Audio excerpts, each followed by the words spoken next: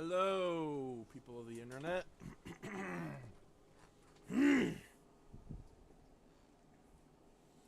Vegas Bear here again, by himself. Don't know if Mekumon will join me. Taro is still MIA. Well, he's not MIA. I know where he is. And I hope he's having fun. Him and Webb both. Well, I said I know where he is, but I don't know exactly. I have a general idea.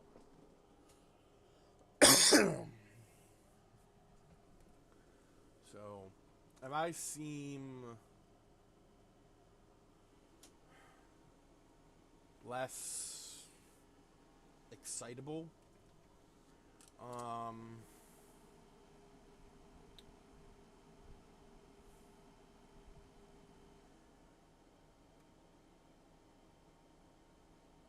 it's probably because I have a dentist appointment tomorrow, and I haven't been to the dentist in years, so I'm really worried. My brother went like a month ago, and they said they would have to pull out all of his teeth. Granted, my brother doesn't take care of himself, so.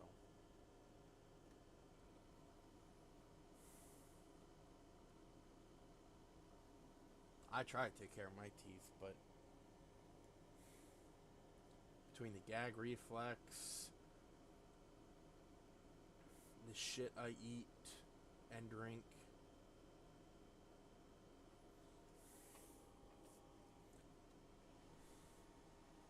all the teeth grinding I found myself doing over the past few months, really, I'm worried. I don't want to lose my teeth.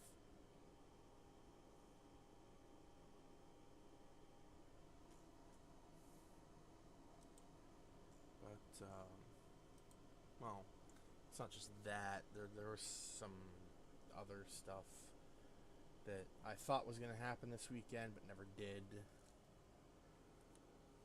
And I was really stoked about it. And, well, I'm not going to go into details because it's personal, but, there's no point in me being upset over it. There really is no point.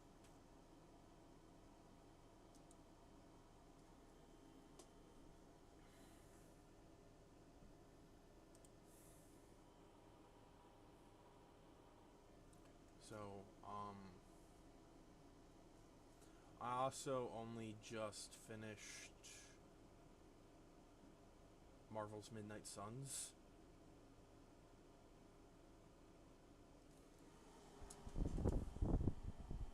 And now I just feel like, what the hell am I going to do now? Could stream it. I unlocked New Game Plus, so what does New Game Plus have, anyway?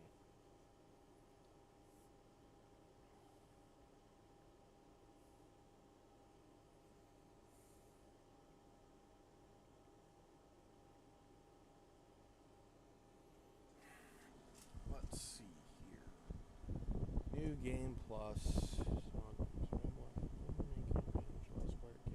Some aspects of the previous playthrough, starting a new campaign.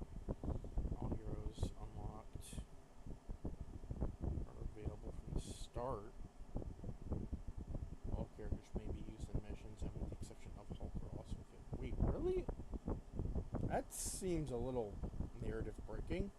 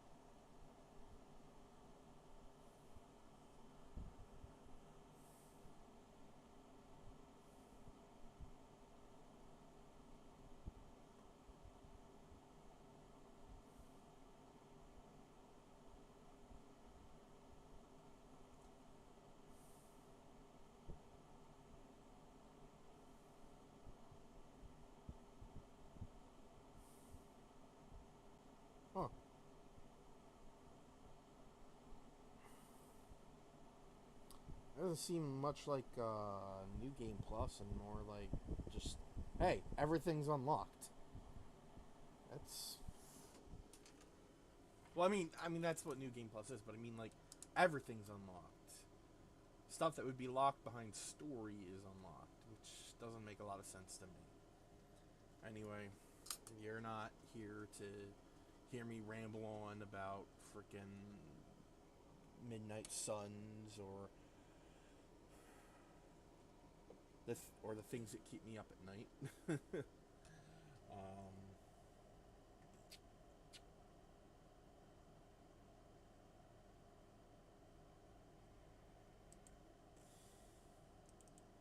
You're here to see some DreadOut 2.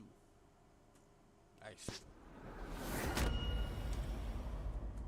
assume that's why you're here.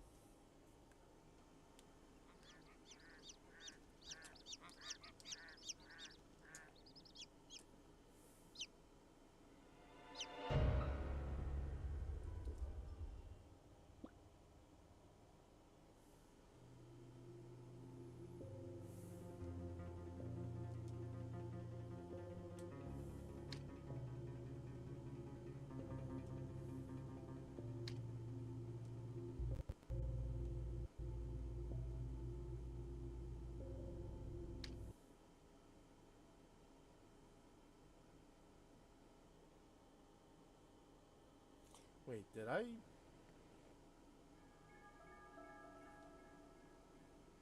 Okay, yeah.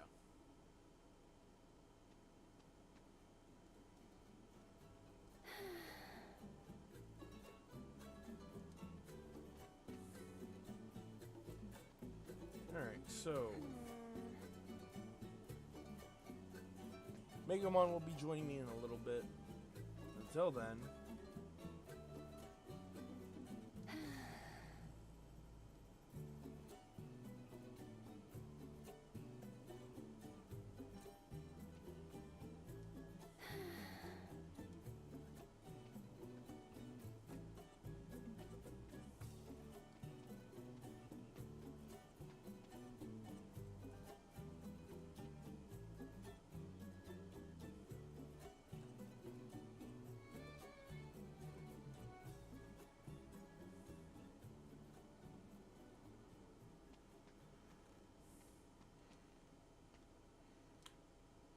Dalam 4 bulan terakhir, jumlah orang gila dan stres yang dijaring petugas dinas terus meningkat.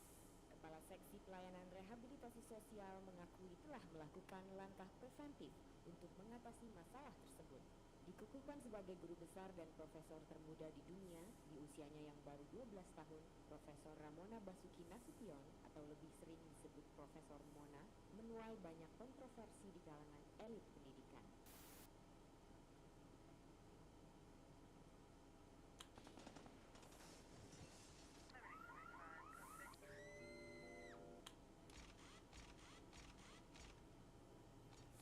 I don't know if these are real commercials from Indonesia, but some of these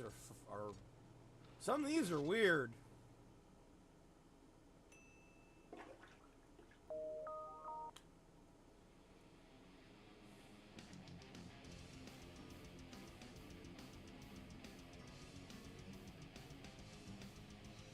The hell?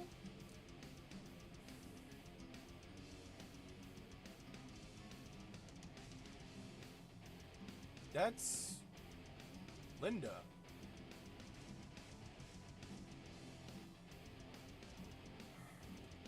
The fuck is this?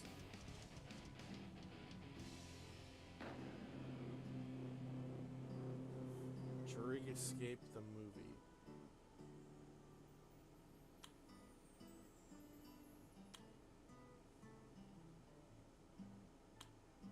Dalam 4 bulan terakhir, jumlah orang gila dan stres yang dijaring petugas dinas terus meningkat.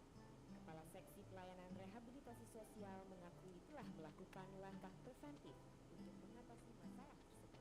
Dikukuhkan sebagai guru besar dan profesor termuda di dunia, usianya yang baru 12 tahun, Profesor Ramona Basuki Nasution, atau lebih sering disebut Profesor Mona, menuai banyak kontroversi di kalangan elit pendidikan. Ingatlah pohon.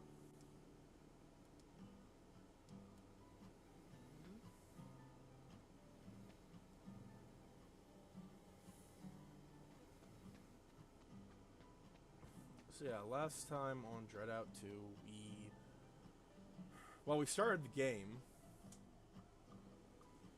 and Linda is dealing with survivor's guilt. Iya, gas.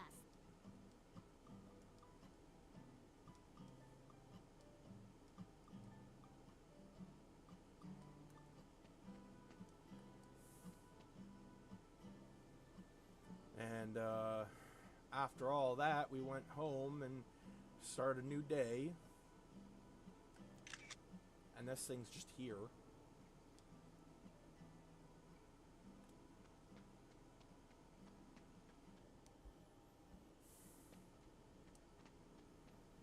I also completed a side quest and got a backpack from the girl who's no longer here.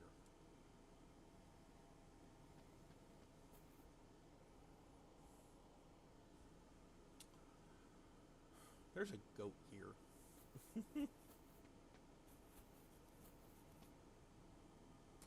I don't know. Maybe it's because I'm a white ass American, but there's something about like just this area. It's kind of nice. It's a little weird that they just have a goat out here. And that this is basically like, it's kind of like an apartment, but the owner like lives here. Well, maybe it's not that weird.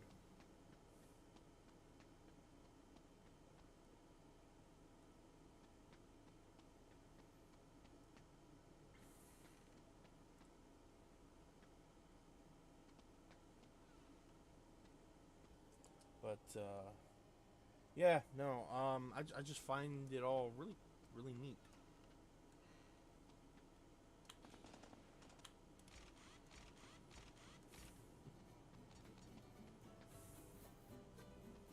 And the fact that the entrance to this place is like in a back alley.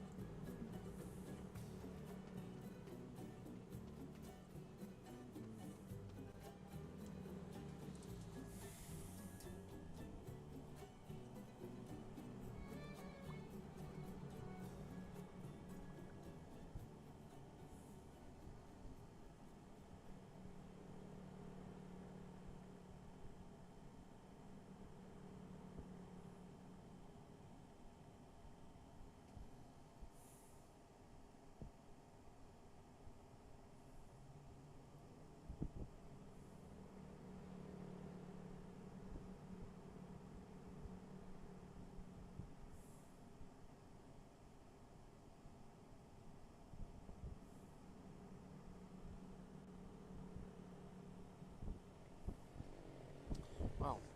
All right. I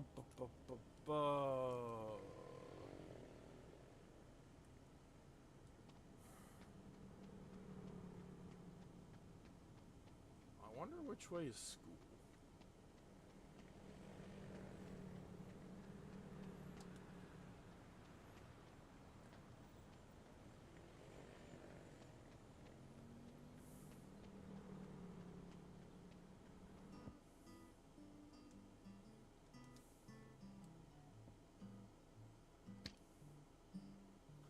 Four stars.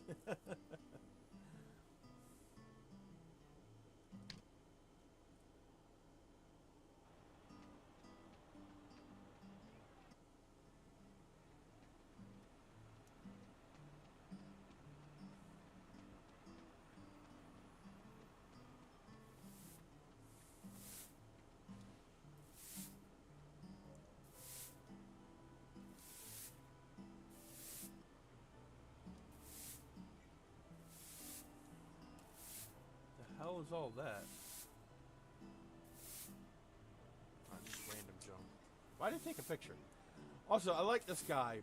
Bry is, I think he said his name was Beret. Burai. He's keeping our secret. Let's see here. Doesn't look fucked up like it did last night.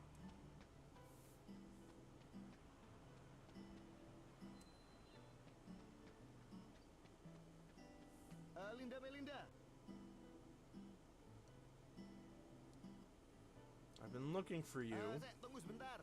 There's a question I'd like to ask. Henny, your classmate was injured by an unknown cause. Do you know anything about that incident? Some students claim they saw you returning home late at night. What? You did not know? Strange. Dengar ya. Alright, Mulai listen, from sekarang. today onward, when all your classes are finished, don't stay here. Go home immediately. Mengerti toh? Lately, I've been receiving reports about strange supernatural incidents at this school. Now, go to your class. You're already late.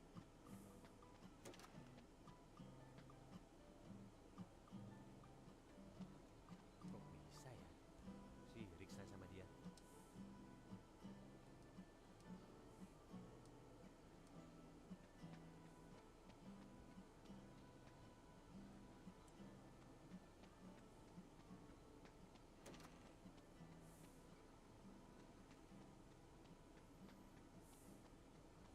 Oh, we got a fight breaking out over here.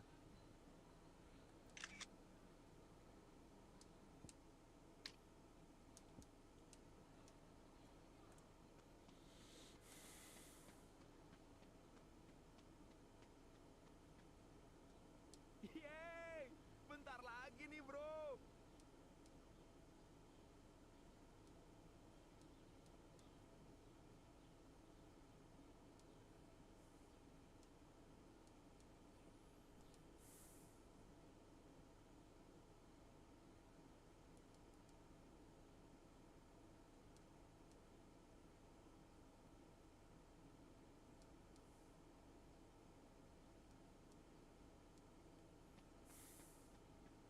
Mereka bikin geng baru tuh.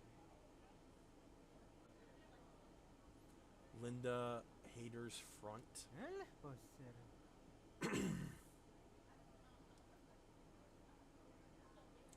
We gotta show them we hate Linda more than those guys. Really?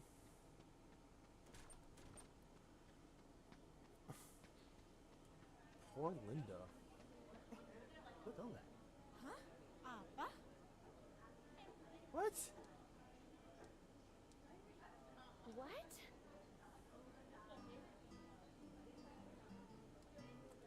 Who the fuck is Vadi?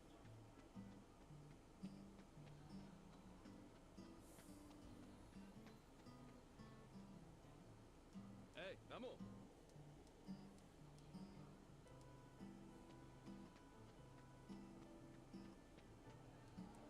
Gue nggak suka lo. Tapi kalau lo nggak ember, bisa jadi gue berubah. Ow. Booty and Andre. Siapa-siapa.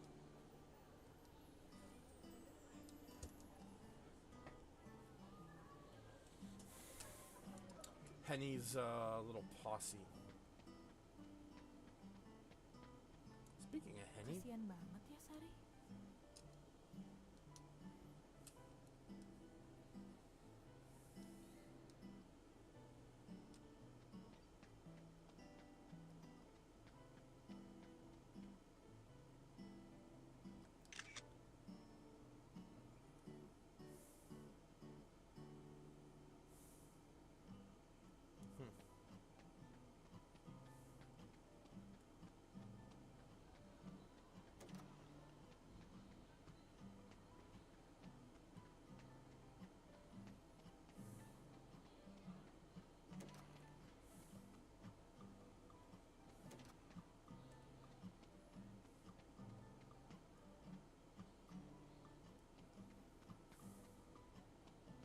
oh, I can't get past them.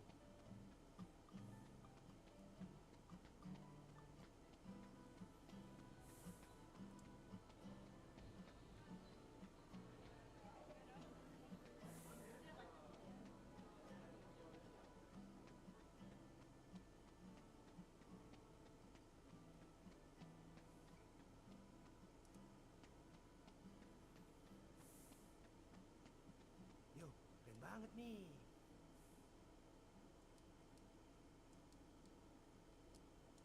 Yo, keren banget.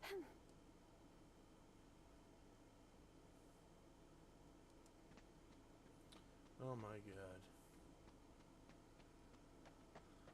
These guys are just jumping on a hate bandwagon. What the fuck?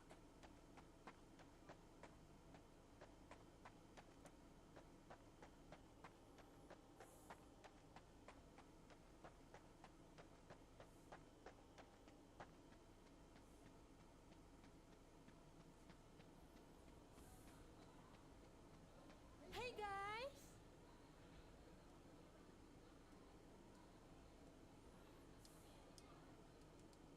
Siapa? Kita benci siapa?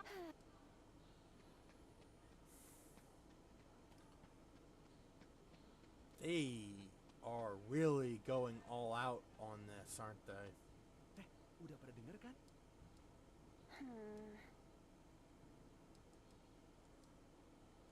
Udah. How would she? How would she? Hmm?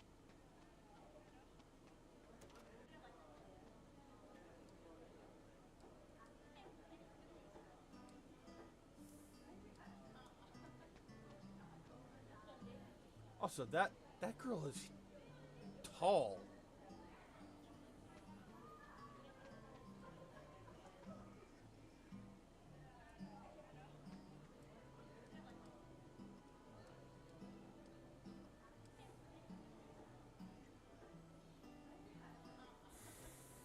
Shame about her old bag, though. I like the messenger bag.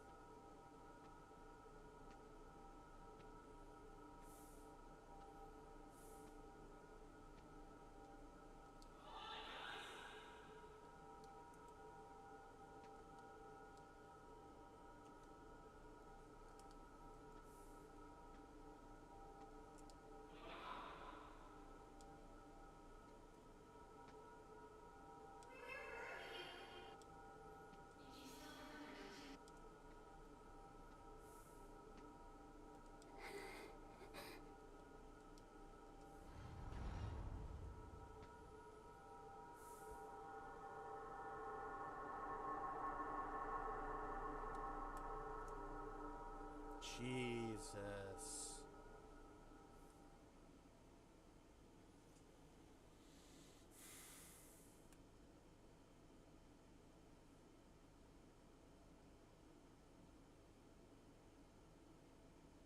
Good morning, class. I'm so pleased to meet you all. I'm Mariska Gandasasmita. You can call me Miss Siska. I'll be your teacher today. And I hope we can all get along nicely.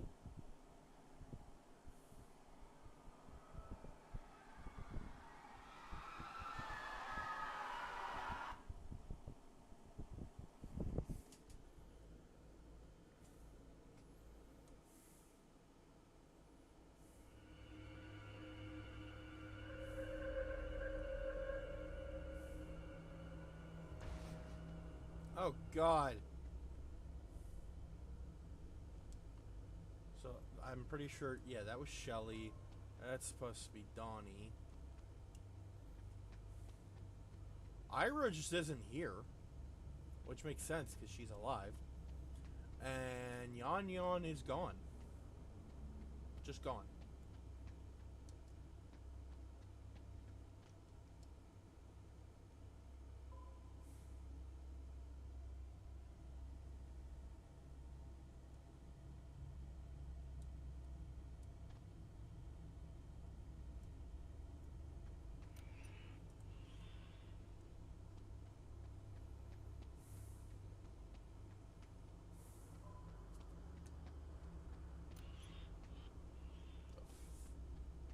Why is this... Okay.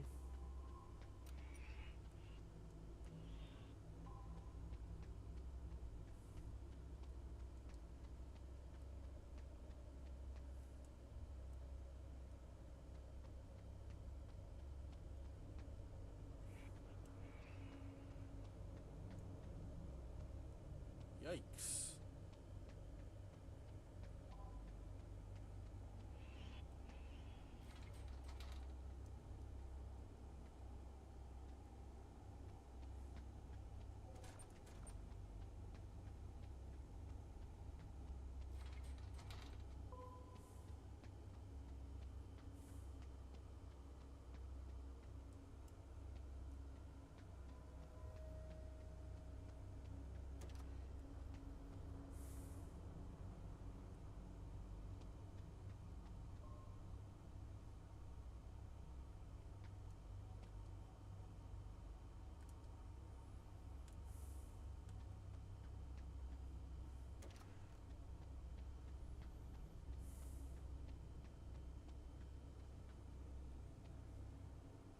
What the hell? Ayo, kenapa masih jalan-jalan? There's no one else here.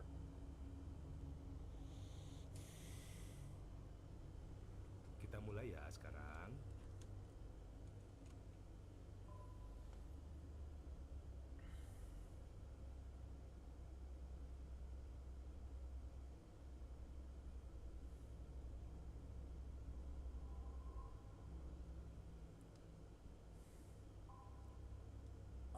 I don't understand any of this.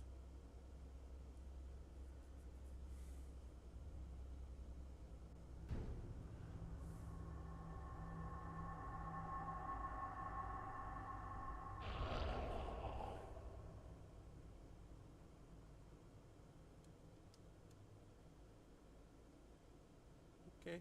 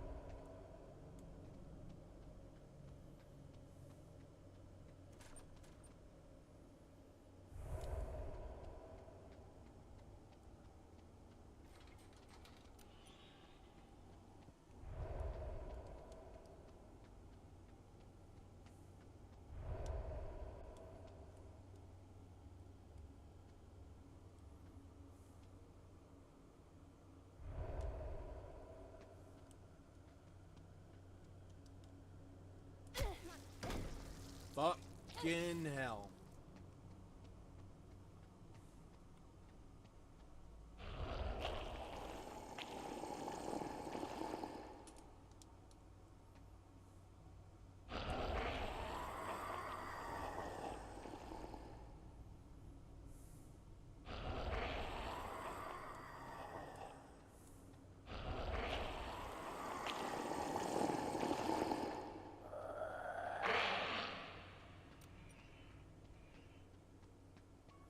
It's a cat again.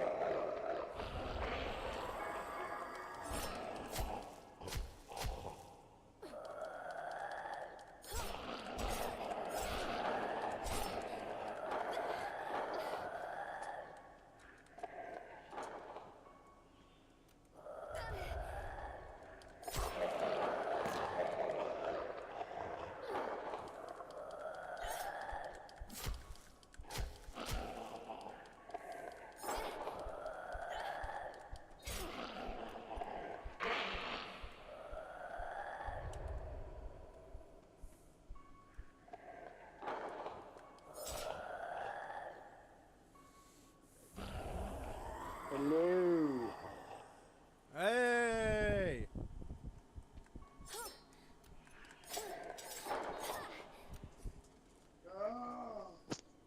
How you? Yeah, I'm not in the room. Uh-oh. How you doing? Feeling a lot better than before. I think I'm over whatever the heck it is I caught. Nice.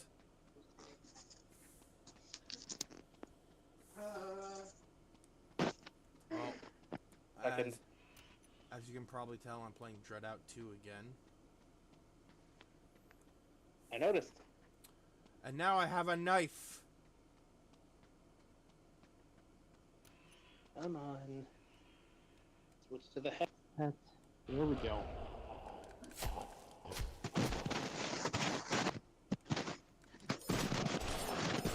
We got a knife now. Yep.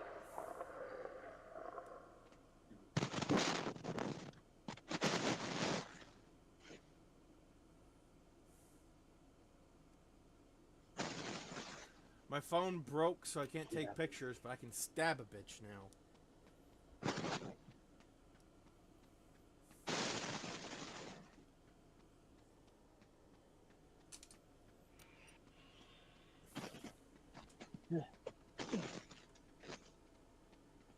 So,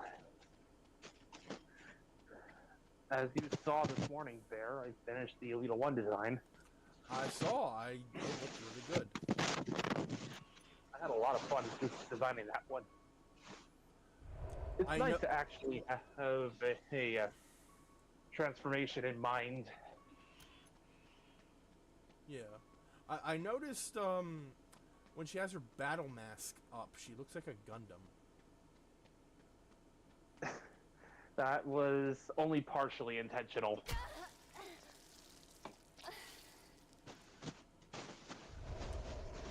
See, Animated Elita 1 does have a work/battle mask, but it's only seen in like this one comic whose scans I just cannot find. So I said, screw it, threw my hands in the air and just I designed one myself. Fair. Oh, shit!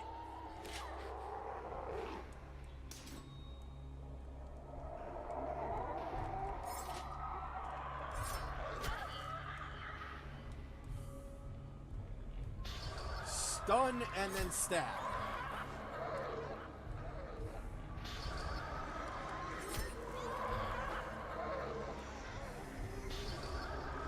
I might not be able to use the camera, but I can still use the flashlight and stun these bitches.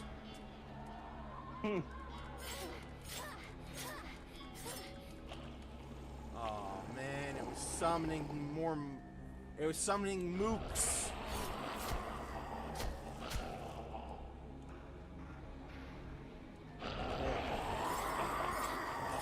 Took everything in my power to not snark at Red for the comments he made about the bio I made for the character.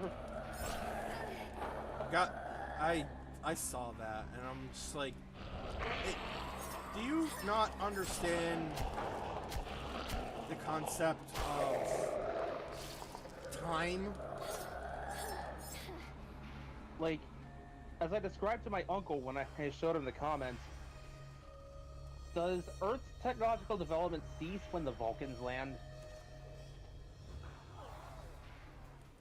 Oh, He tells me no. And I'm like, exactly. I just walked in on... What in the hell?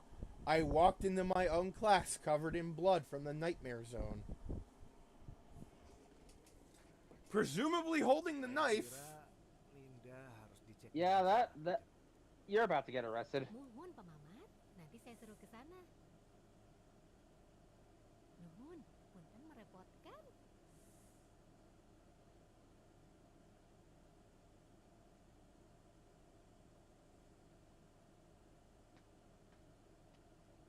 Bangor maneh teh. Oh, God.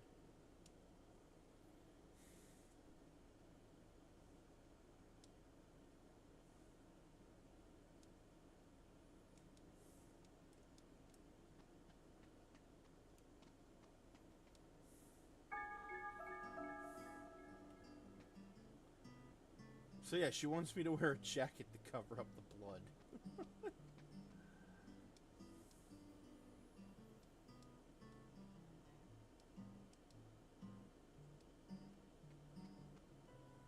So yeah, this is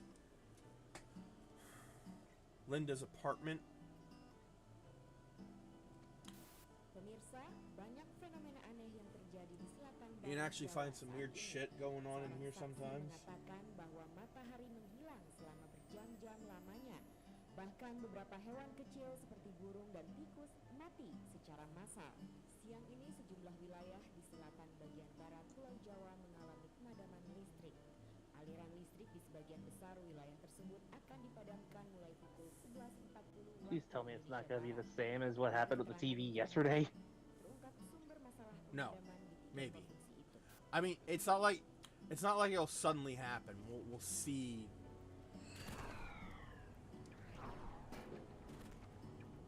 Weird shit happening.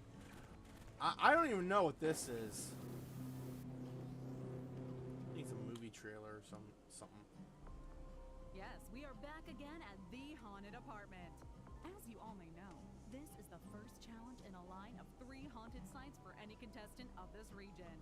This apartment hasn't been occupied in over a decade for a reason.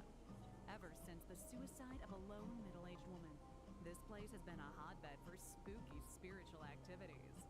Our contestant today is a high school sophomore who said that her hobbies include listening to music and hanging out. Pretty much like everyone else, I guess. Donna is her name, and apparently facing devilishly terrifying poltergeists is her game. She's here to carry out a dare challenged by her friends. She said it's either this or eating a live octopus. Who knows, after this ordeal, the latter option might not be so terrifying after all. Let's start the game!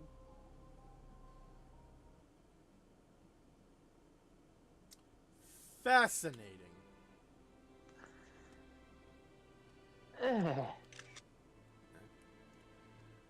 So,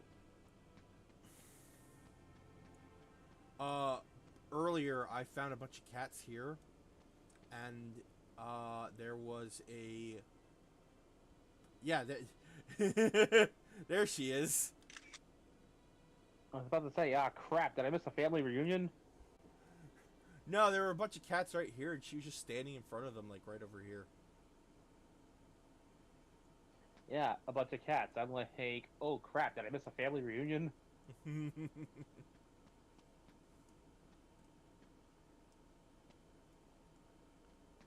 Like, that ghost just chilling there is just chilling there and not doing anything. It's a little weird. Honestly, I was just leaving the spirit to be if they're not hurting anyone I mean, and fair. not obviously suffering. That is completely fair.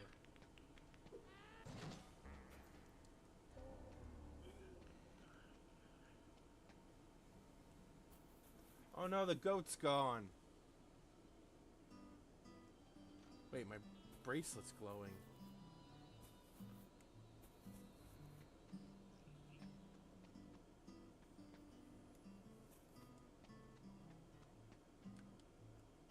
At least that road's too narrow for Truck Coon.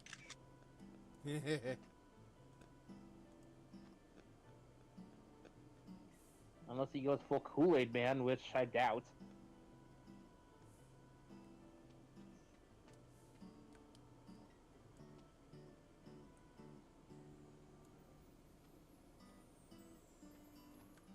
I am only slightly concerned as to why my bracelet's glowing. Because I'm not finding anything. Actually, wait a minute. Nothing on the roofs.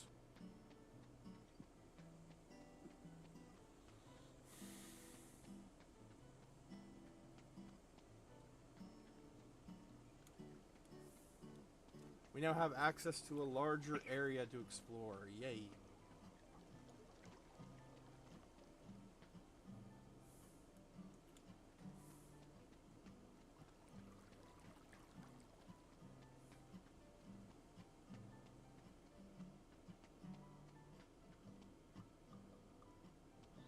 But, yeah, train of thought there.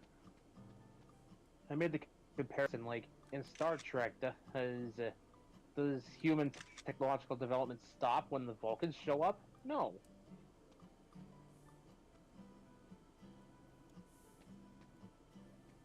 Right. And besides, there's clearly plenty to study. After all, what is magic but technology one doesn't understand? That, you know what? That's true. And there's plenty of magic here to study.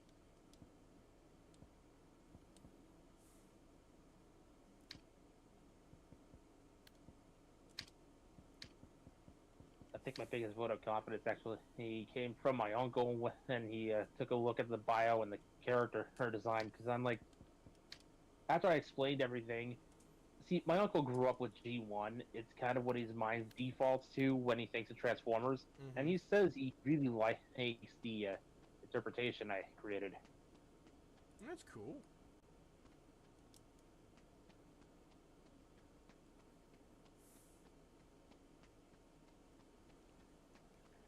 Focusing now. Nah, you're fine. I'm just running around, just trying to figure out what the hell I'm supposed to do now.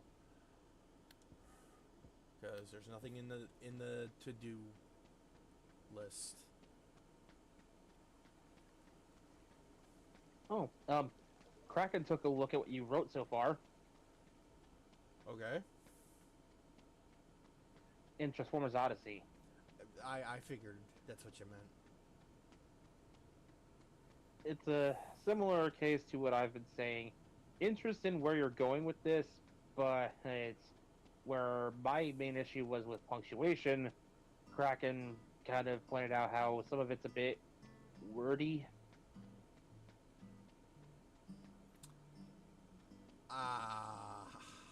Specifically, it's written like you're expecting expecting the narrator from the show to be describing it. That's kind of the point. It's the introduction. I figured as much. I can at least carry that over to her. Like she said, it's not necessarily a problem, it's just it bugs her brain because that's not how she expects writing to look. Ah.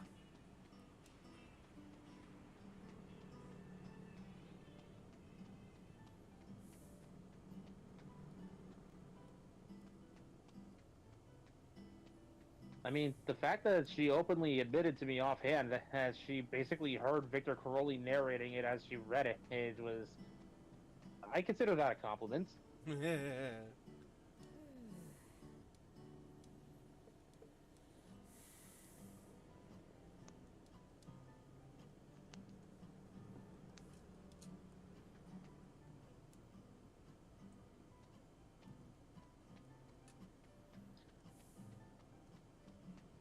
the wordiness more so comes into play when she took a look at the character bios. I figured as much.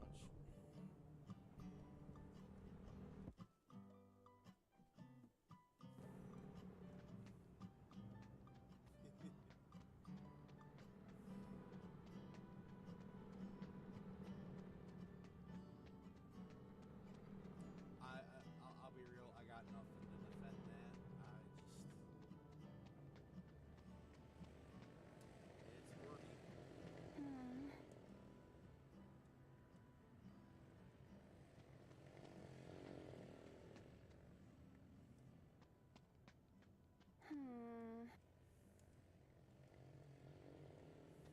Aya naonnya ieu teh?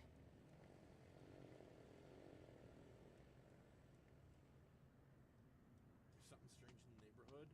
Well, let me tell you who you should call.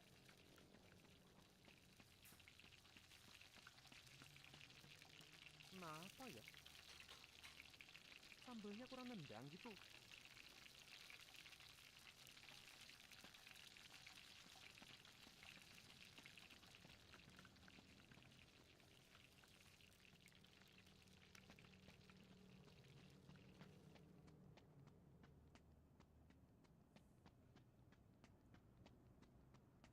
But yeah, for the bios, like, yeah, they got pretty wordy, but I wanted to like get as much about the characters across without, spoiling eventual stuff.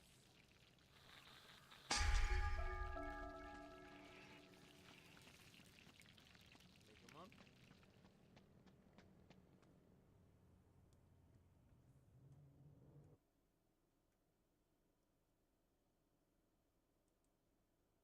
You still there?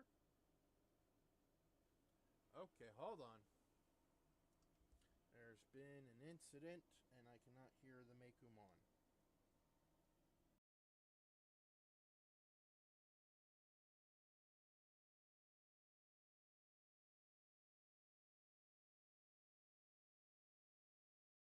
What's going on? I couldn't hear you. Hello? Yeah, I was just, like, you went quiet, and I didn't know what happened, and I saw your light flashing, and no noise, so... I'm trying to be quiet because my uncle is currently working on stuff. Well, I thought my headset was bugging out again. It might have been a combination of both.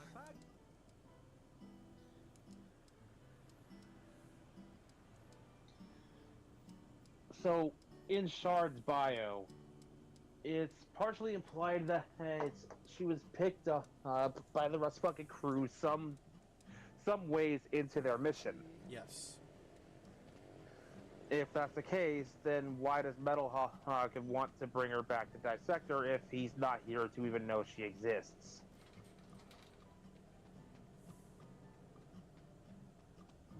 What do you mean? Kraken could explain it better, but she's a little busy right now.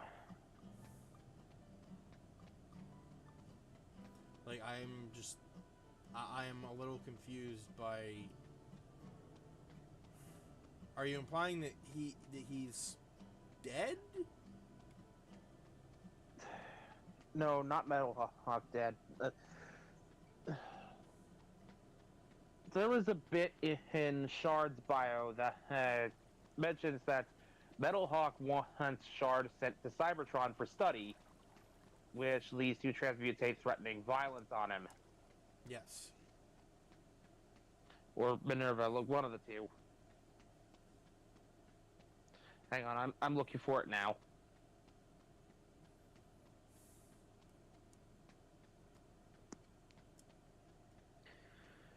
Here it is.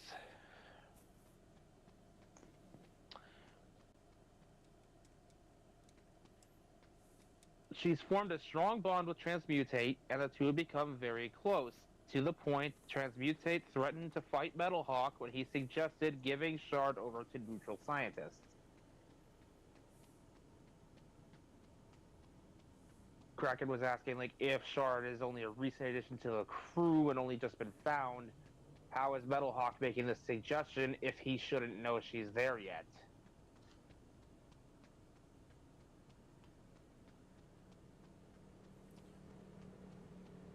I honestly don't know where the doesn't know she's there yet came from. Yeah,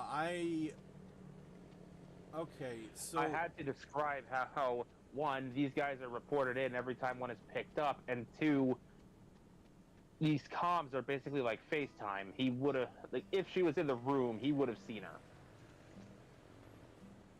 Yeah.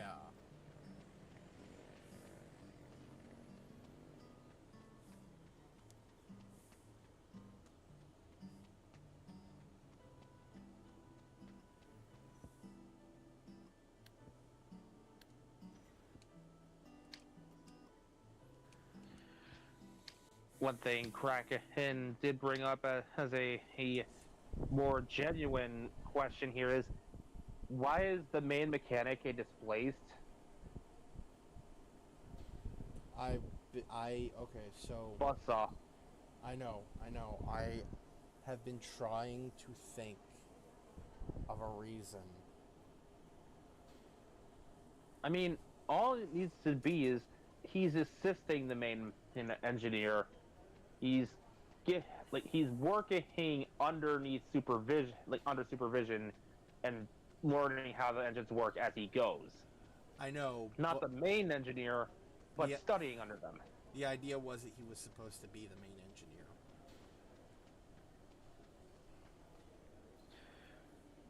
And that was something Kraken took issue with. Like, if I recall her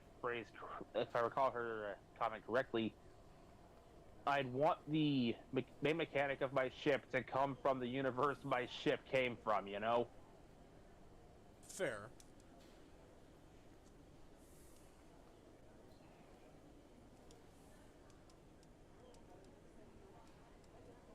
There were also comments about Draculas that are just like, oh, we probably would need to have him written in this way or that way to make this make sense, but that was from the perspective of Kraken and not necessarily something that needs to change, so, you know.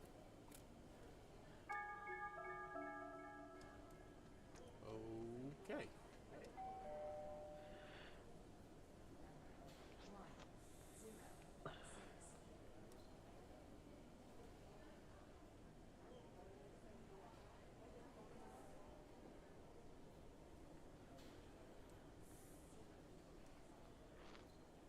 Like, the comment was basically about how, Underground might be processed and refined differently in his universe compared to this one, so it'd be like going from drinking, you know, finely aged wine to pool water from someone's hands. 5. And I'm like, okay, where's this coming from? Yeah, I appreciate, like, your sister's insight, but... or, like, your sister's help, but some of this is, like... What? Again, it'd be easier for her to explain her perspective when we have a chance, because I am basically going through a filter of... We were talking about this at night just before bed. Ah. Silakan.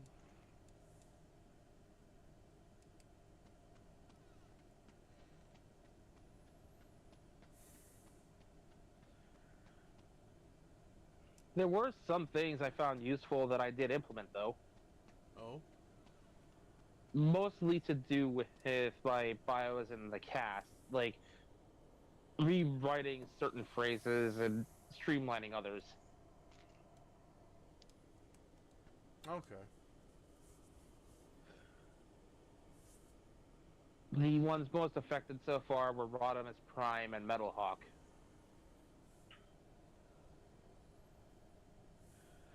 There was a genuinely good idea for the out of the suggestions given though, and that is maybe instead of 2025, you should bump it up another couple of decades to like the 2040s or 2050s to really give things time to settle. Okay. because Kraken didn't think that 15 years was long enough for Cybertronians, especially one still holding a grudge, to settle in and populate the planet again.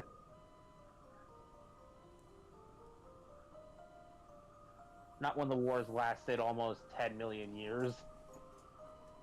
Fair.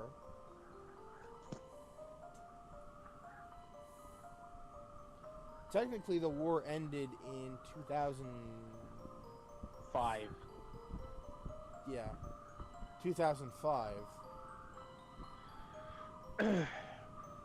So yeah, an additional 5 years, that still doesn't seem like all that much for people as long-lived as Cybertronians.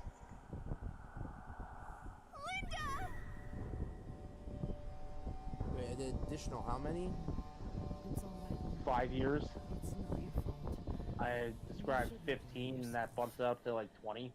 But there's something you can do. From 2005 to 2025, 20 Right. years. Listen. Right, okay. For some reason, I thought it was more than that.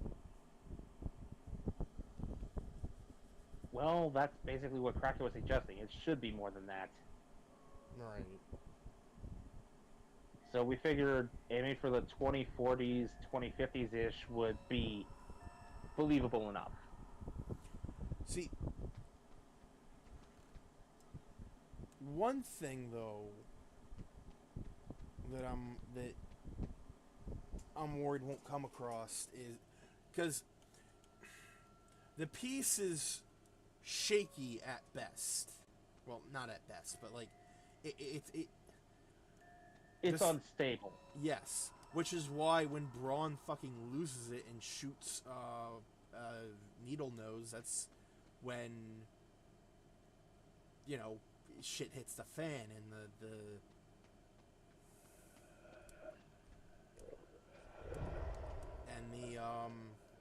wreckers show up.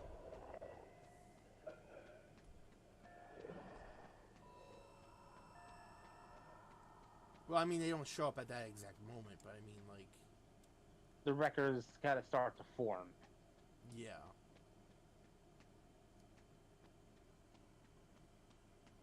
On the note of Cybertron's leadership in this unstable time, there's another comment that I think we could implement. We have 2 Autobots and 2 Decepticons in this council, but only 1 neutral. Yes, and I was thinking about that. I was trying to think of like who would be good as the second neutral counselor. I was even gonna bring that up in like the first chapter. I do have some ideas, but none of them really have modern toys at the moment.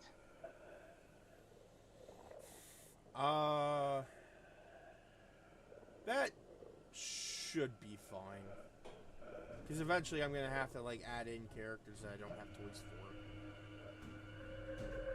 So, the 2 big options I have are either A, bring in another one of the Master Force Pretenders. Okay. Presumably either Landmine or Diver.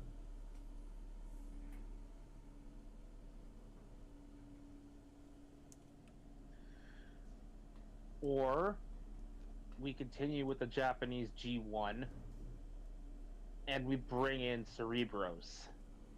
Since we don't have the Rebirth trilogy to work on here, that door is wide open.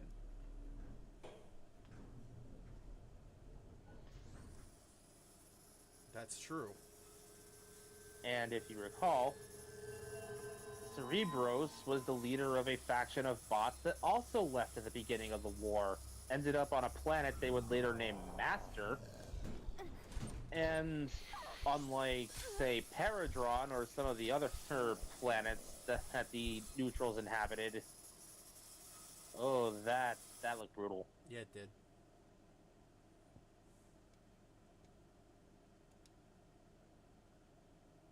So you were saying?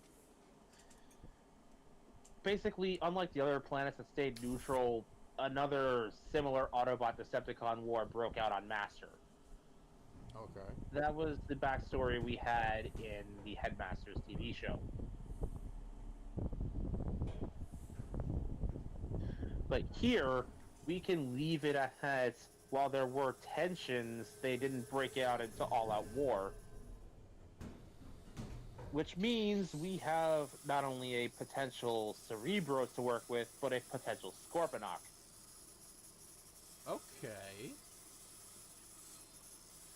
Or I guess Zarak, if we're just using the Headmaster itself.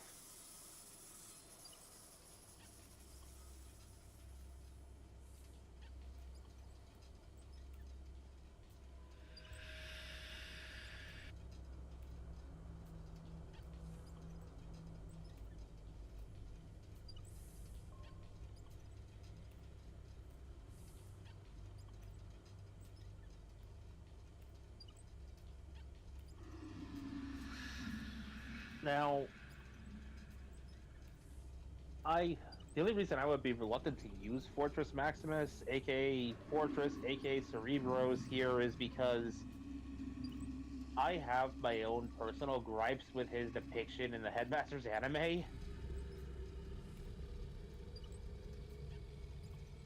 Which won't even necessarily be an issue in your universe. Okay.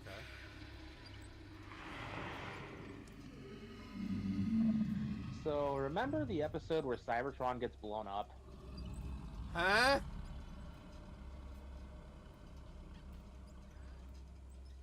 Oh, right. So, fairly early on into the Headmaster's run, well, Rodimus Prime and his Autobots are dealing with a Decepticon attack. Because they're trying to protect Vector Sigma, who is computing the formula for a new miracle alloy. This miracle alloy would effectively be like the Golden Lagoon on steroids. Okay. The Decepticons obviously don't want the Autobots to have this.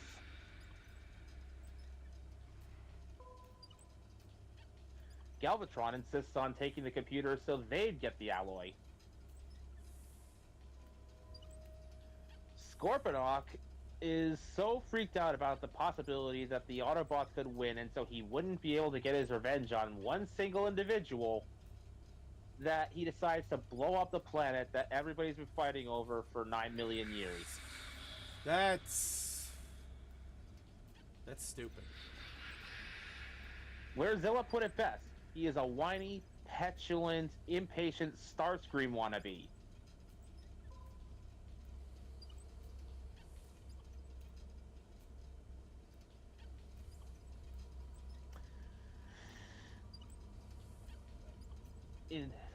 In the process, he had his headmasters, whom didn't really seem to question it much, Beard Wolf, Skull Cruncher, and Mindwipe. He had them plant bombs at Vector Sigma. The instant Soundwave heard about this and told Galvatron about it, Galvatron basically told his forces, "Get to the computer, darn it, we don't want Cybertron exploding."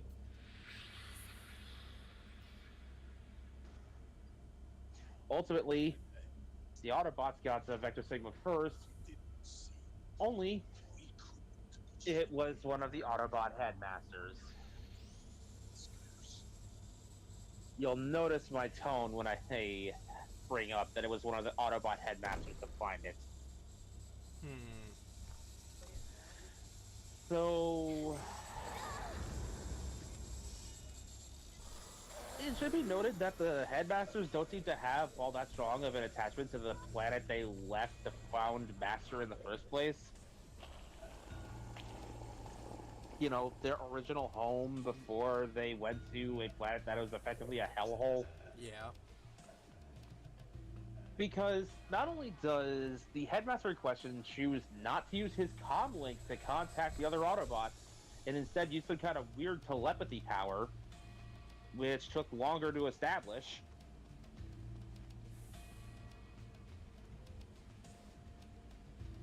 they don't even attempt to defuse the bombs. What?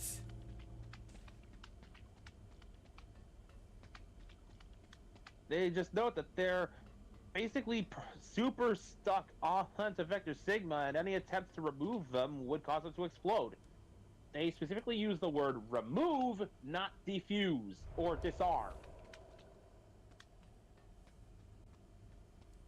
Huh.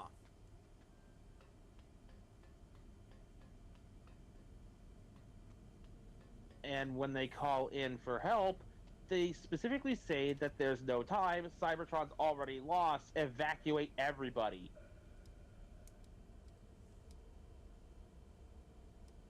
Rodimus initially doesn't want to believe this.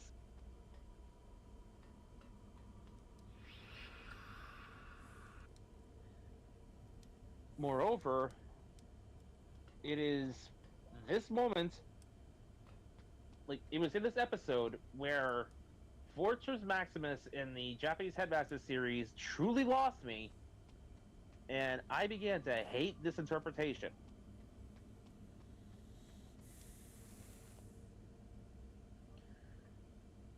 He suggested that the war only persisted this long because the Autobots have kept fighting, and they should just let the Decepticons win and have Cybertron. Okay. And calls the war pointless to Rodimus's face.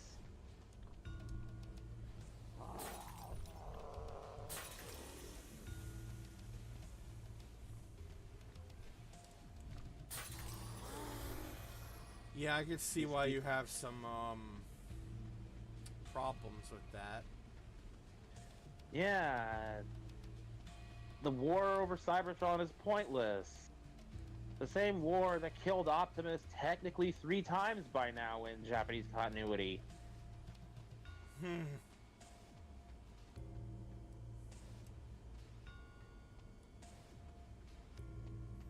The war that Ironhide and Ratchet and Prowl and Brawn, Windcharger and Wheeljack all died for.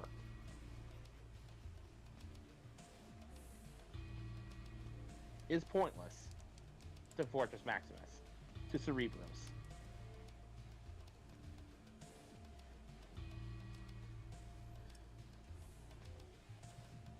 I'm not too overly fond of the aggressively pacifistic nature that they gave him in the American fiction either, but I'd still prefer that, in all his infinite whininess, to what we got in this episode.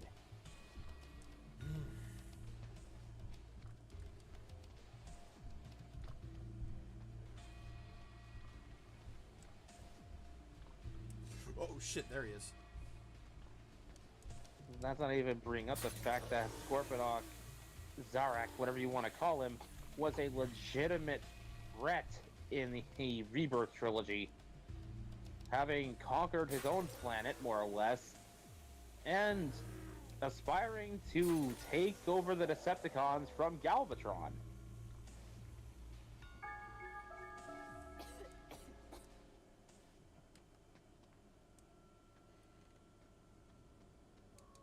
Zarak was clever, he was manipulative,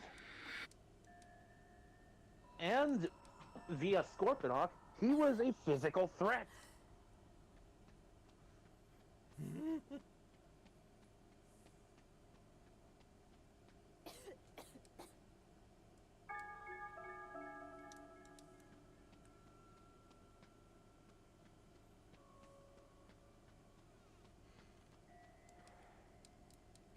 But like I said, none of these issues have to apply in the Odyssey universe.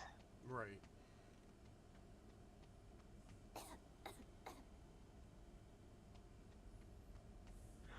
God, seeing the character in game start coughing is making me cough.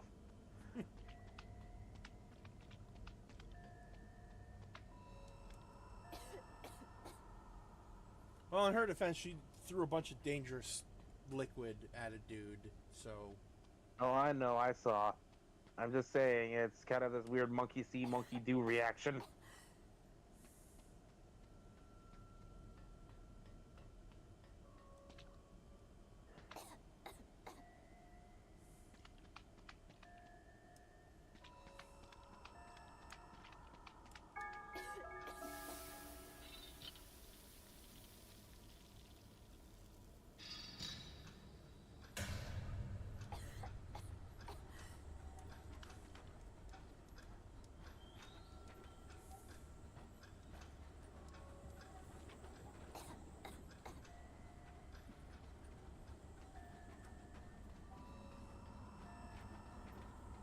Oh shit.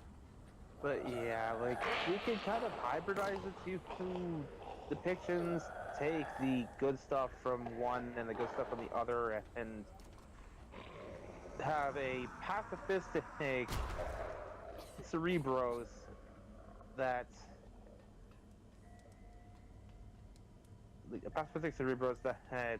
doesn't necessarily care for the Autobots and Decepticons and may have a more aggressively, you know, Cybertron should be ours and they go away kind of stance than Metal Hawk.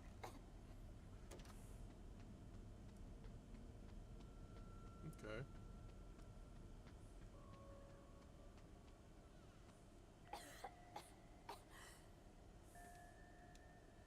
Because, like, that's one way we could go about it. Or otherwise, Cerebros could be, like, the balancing act that reins Metal Hawk back in.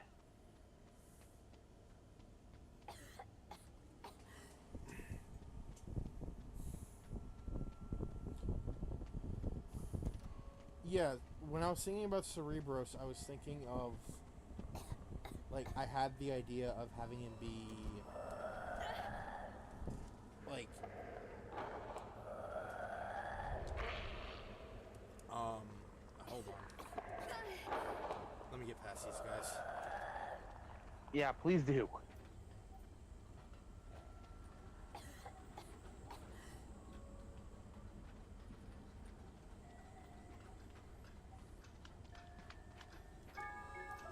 Oh, sweet!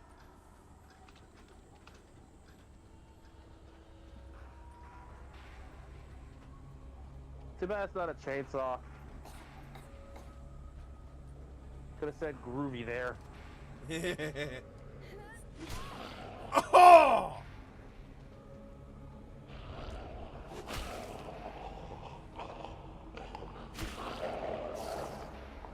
Where's the other one? Stun him and drop him. Oh, he's just... Wait, no, that's not the other one. Where'd the other one go?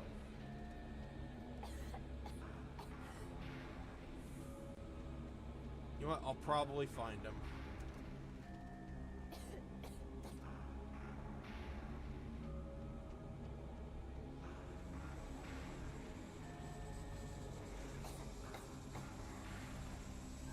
So... Oh, that's weird. You were saying about the Cerebros. Yeah,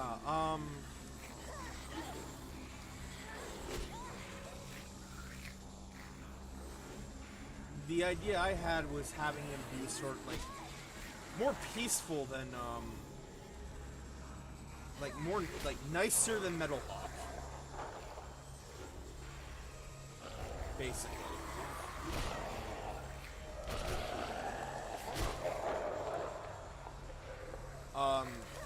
Like you said, kind of like a mediator between, the others and Metal Hawk.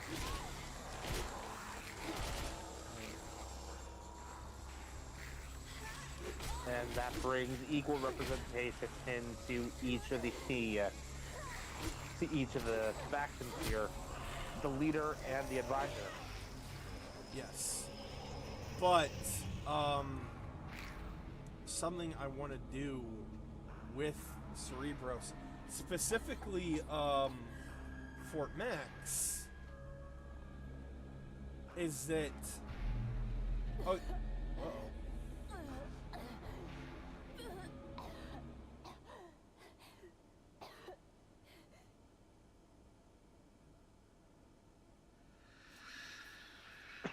You're welcome. Now I can be fluffy too? What?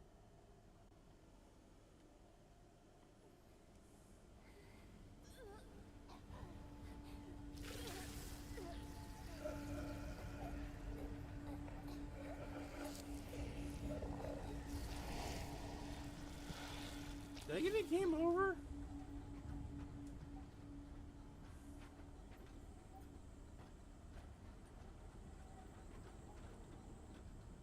I feel like Either that's... that or you got a nightmare sequence.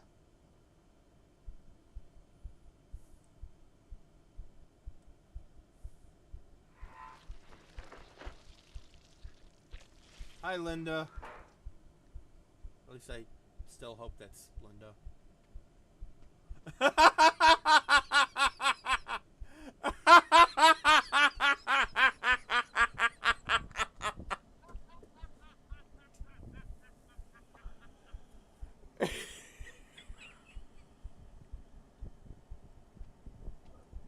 I think your camera froze.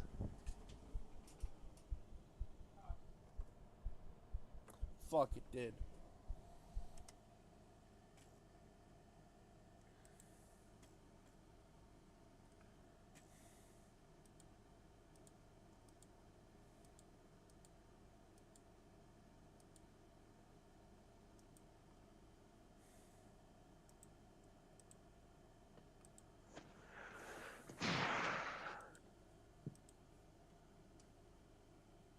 Alright. So yeah, on the note of everybody having their leaders and their mediators,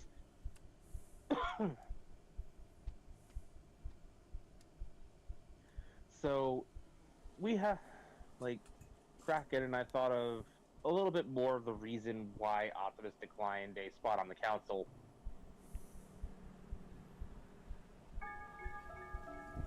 And there's a few factors. First off, he knows that with his experience, people will start turning to him and kind of stop listening to Rodimus, because, like, well, you have the guy who preceded him right here, who's got more experience. Why is this orange guy here?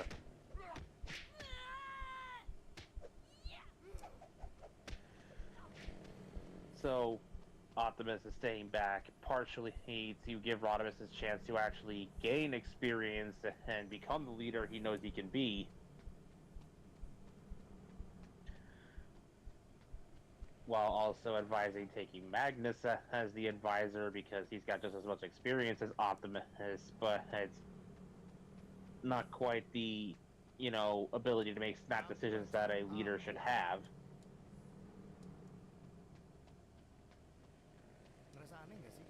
So he's a good advisor.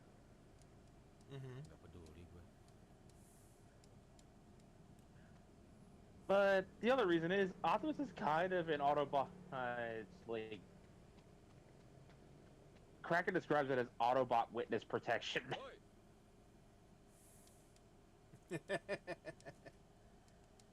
It's not it may or may not be common knowledge that Optimus is back, and honestly, it'd probably be better for everybody if most bots didn't know Prime was back. Hence why he chooses to call himself Orion Pax and lives in a new body that doesn't quite resemble his old one as much.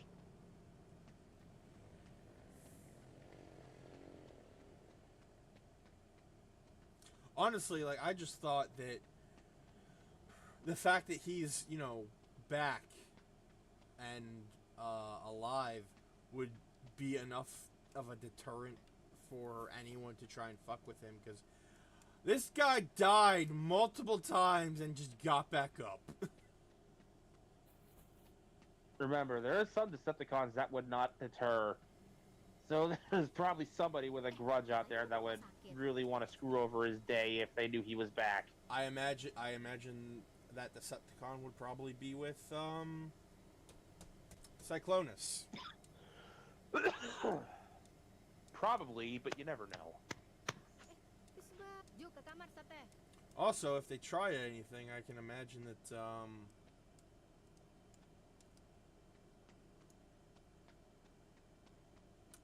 oh, she's still there. Whoa. Something's very wrong, I can feel it. The ghost told me that.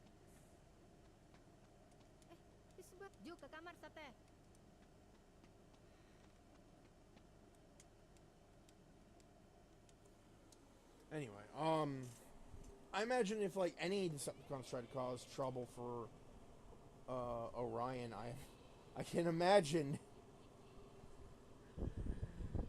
Soundwave and Shockwave would not be all that happy.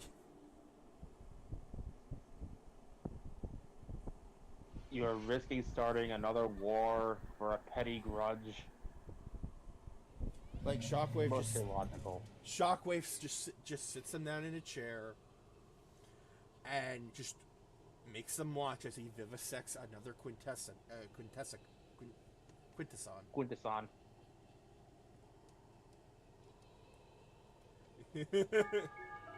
I mean, technically, Quintesson is also correct.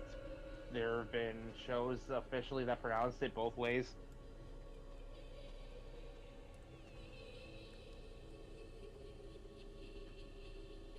What the fuck?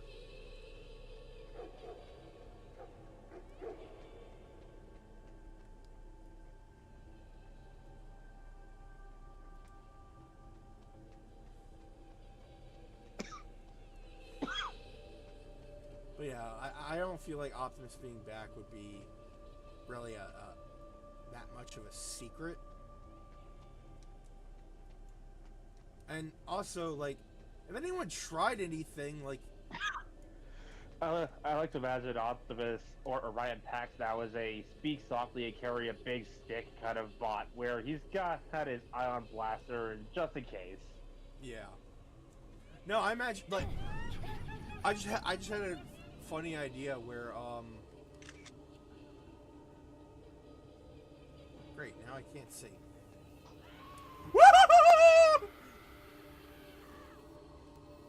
What the fuck? The bracelet's red.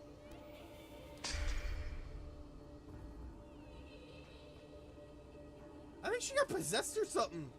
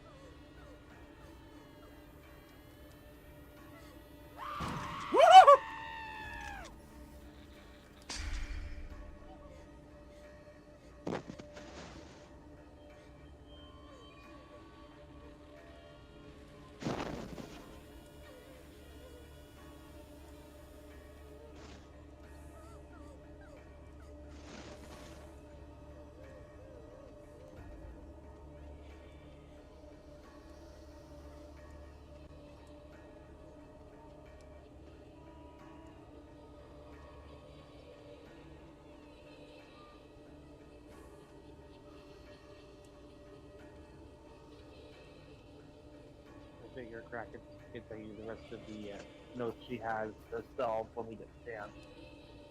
Right.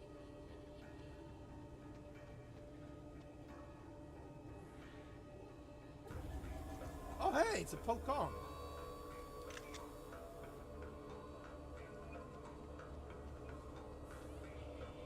But, yeah, no, like,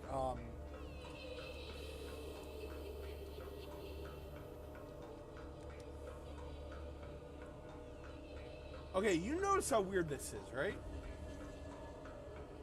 I mean, it is really, really weird. There should be a person standing right here to cast that shadow.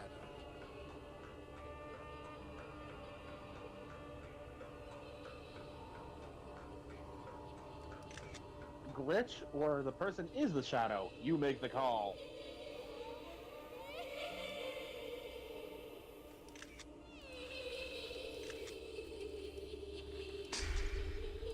Whoa!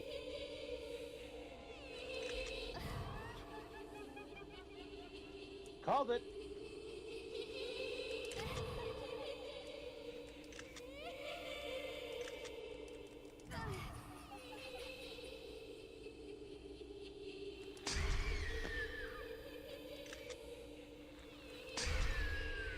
I'm pretty sure this was the ghost in the apartment. Let's sure do violence. I don't know, suddenly, like, Linda has a nightmare and all this shit happens.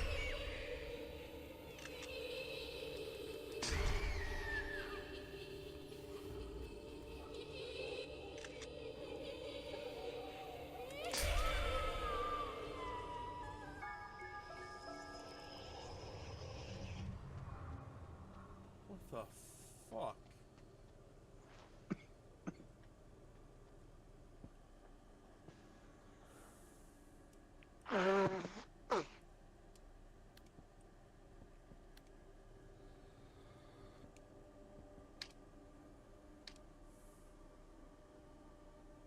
Yeah, she's on the Ghostpedia now.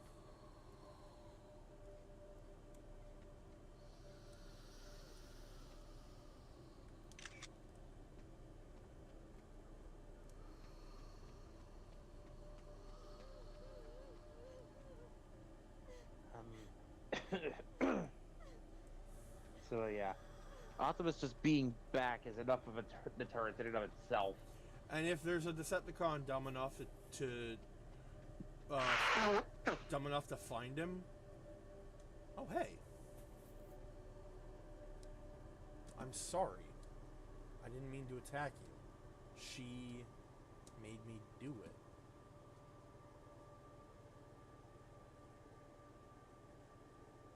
Okay. First of all, you're the first Lanok that, you know, hasn't tried to murder me on purpose. Second of all, who could make a ghost do shit? A demon, probably? Oh! What the?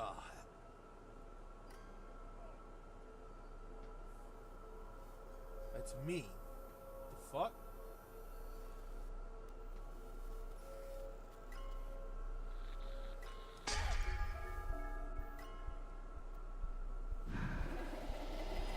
Damn it.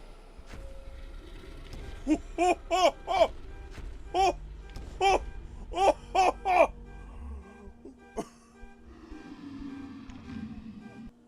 Hold on! Well, that happened.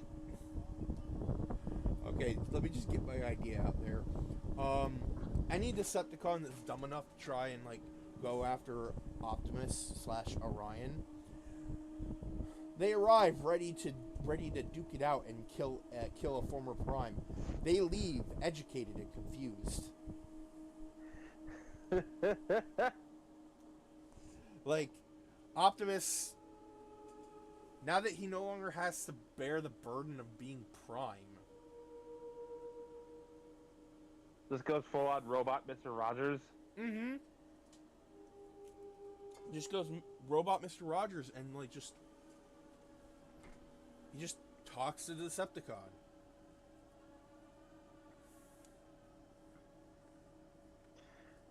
Stuff he's already been doing since the beginning of the war, but it's even more effective now.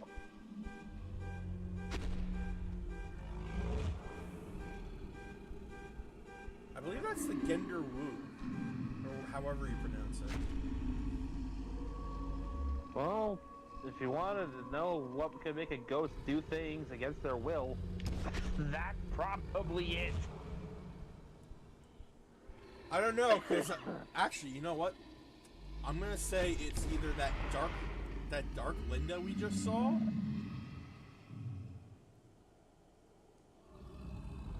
or it's Miss Siska again, because she used one of these. She used one of these to kill Donnie.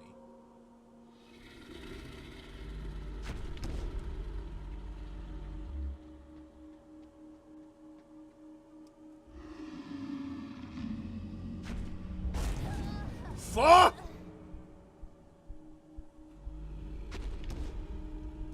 Oh, that killed me. That straight up killed me. Okay. So it's a one-hit kill. Makes sense. I mean, it did crush every bone in Donnie's body, so yeah, makes sense.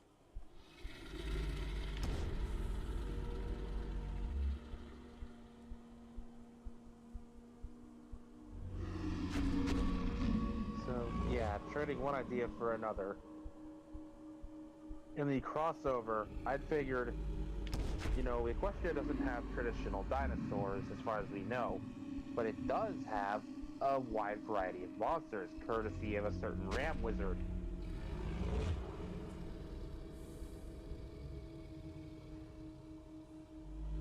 So, why not introduce some monster bots? Which, like, honestly, like, I'm happy with that because the monster bots don't get enough rep. Especially Grotesque. They've been getting more attention recently, except for him.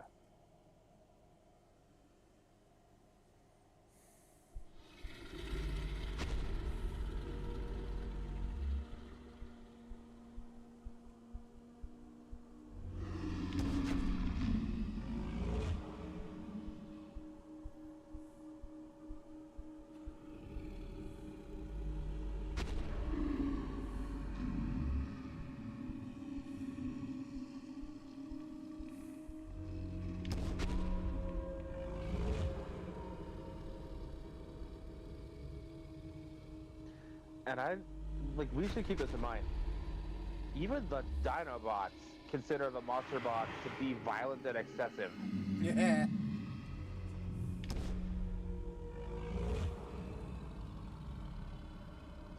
The monster bots have been kicked out of the Autobot army multiple times for just how awful they truly are in terms of attitude and tactics, only to get brought right back in anyways because nobody else will take the jobs they will. Not even the Wreckers. That's funny.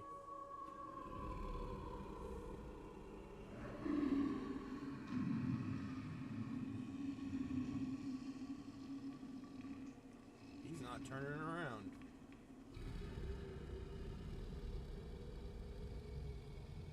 Oh dear God, I just thought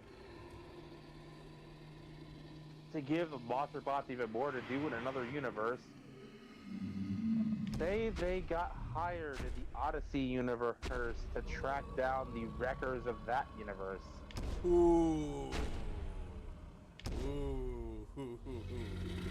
Imagine the sheer horror on the Wreckers' faces when the monster bots show up, going, "You've got a bounty on your heads."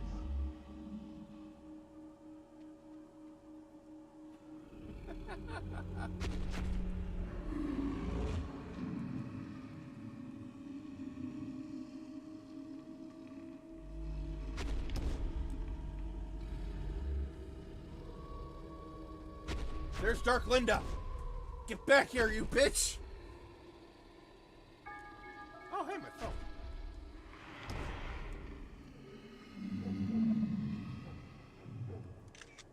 Whoop!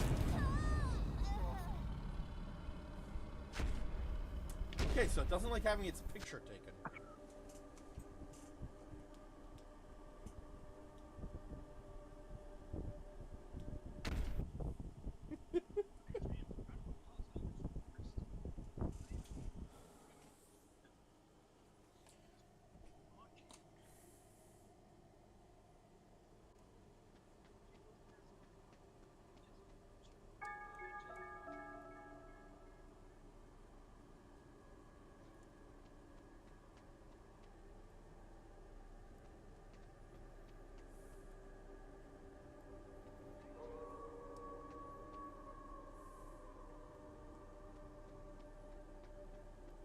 It's gone.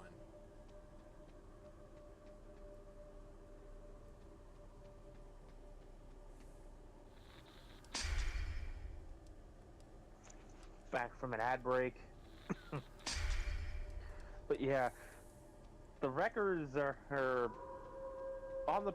They're tailing a Decepticon only for the monster bots to intervene. Potentially killing the Decepticon themselves in the process. Honestly, I see the monster bots as like the Deadpool of the Transformers universe, minus the fourth wall breaking.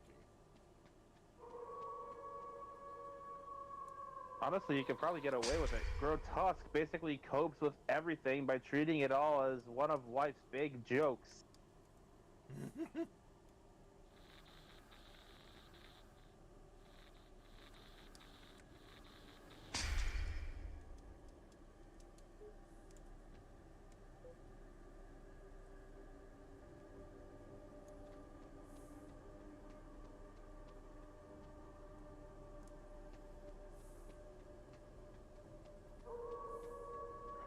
I just know one thing for certain. When I introduced the monster bots in the crossover universe, and they're naming themselves for the first time because of the way one of them in particular has arguments between two personalities with the two dragon heads. Our name will be Twinferno. No, I like Double Cross. I like Twinferno. Double Cross. Twinferno.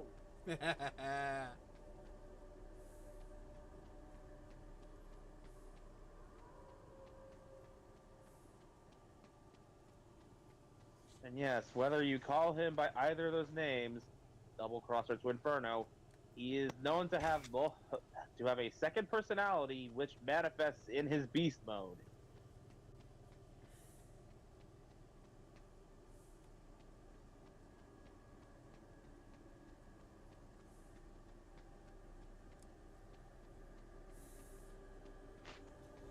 Alright, so we are stuck because apparently the ghosts are full of power tonight.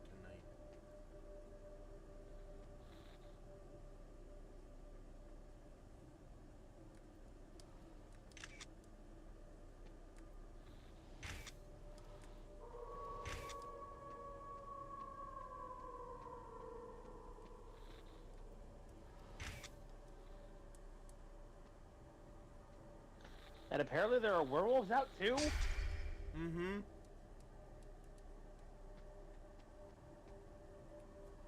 That, or at least regular wolves.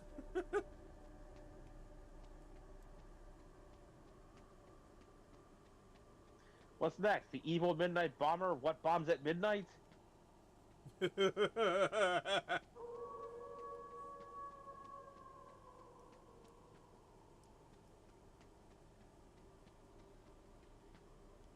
figured I'd make a joke about the Tick since it's tangentially related. Thank you, Sentinel Prime, for being voiced by the Tick.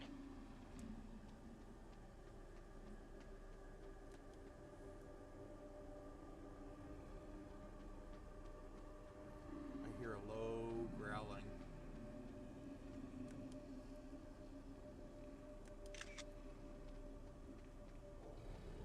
Oh, that's what it is. It's the freaking giant ass monster.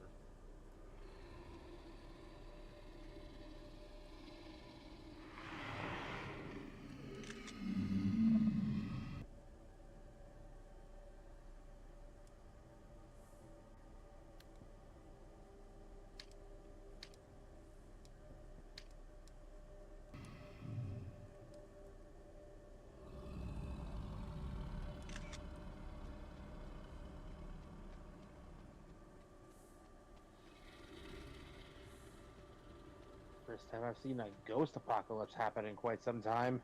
Mm-hmm.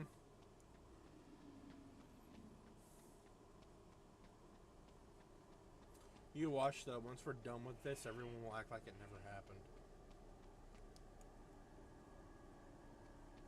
We're gonna have to find a way to get at that Ghostbusters game so you can play it on stream. I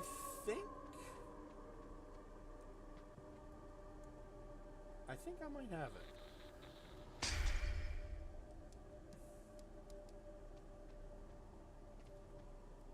Now, if only I could. Udut, aing hayang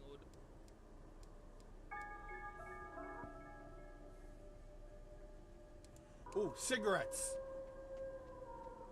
I know exactly where we can get some. The landlady.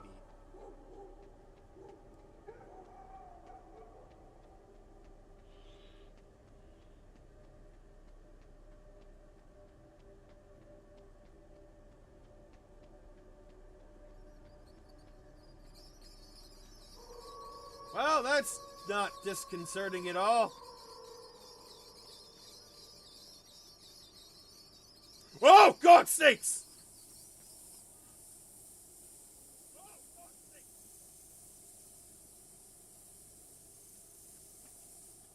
Yeah, no, I'm not fucking with that. Mm-mm.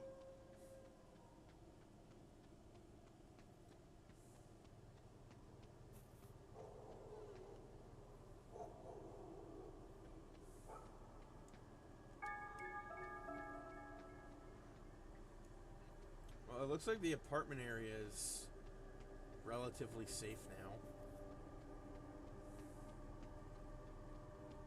I guess she fixed it. Also love how, like, you can kind of see her face, but when you bring up the camera app, like, it's blacked out completely.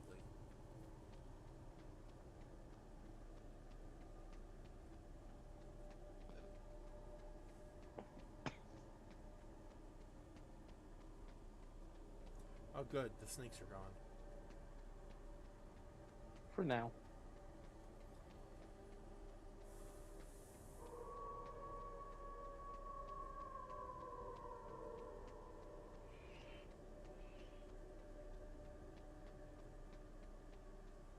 I mean, what's next? A mongoose swarm? Well, I mean, think back to the final boss of the first game. I'm joking. I know that. I know why there's snakes everywhere.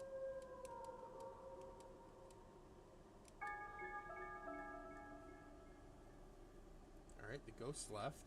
Now I can continue.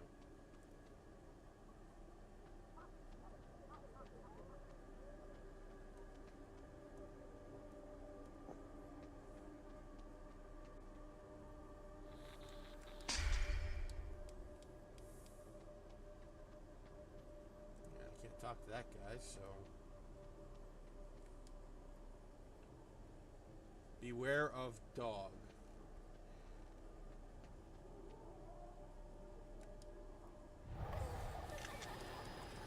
Oh, that's not a dog!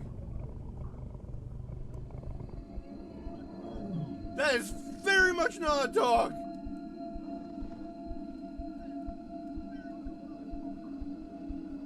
That's a fucking Bengal tiger!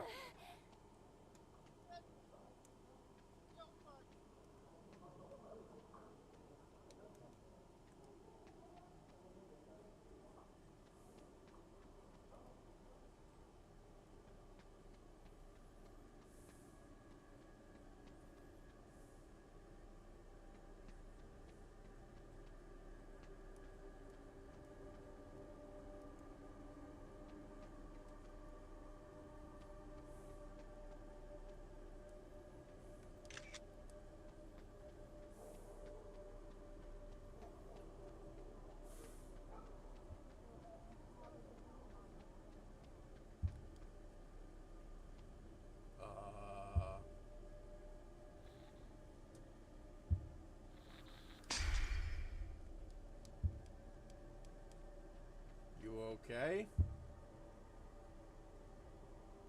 Am I playing DreadOut or am I playing Dead Space? What the fuck?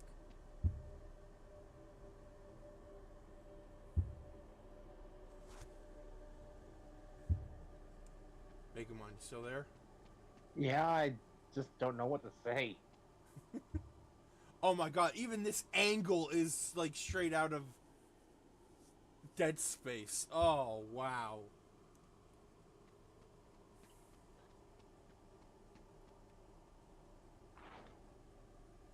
Why do I get the feeling I'm gonna run across something? Oh, yeah. Because you will?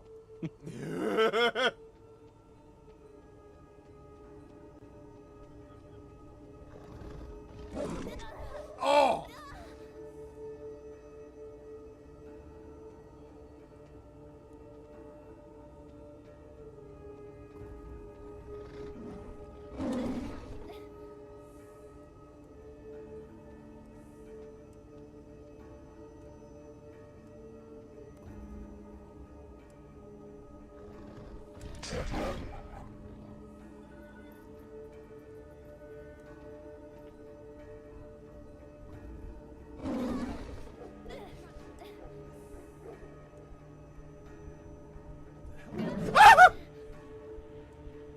came from behind you.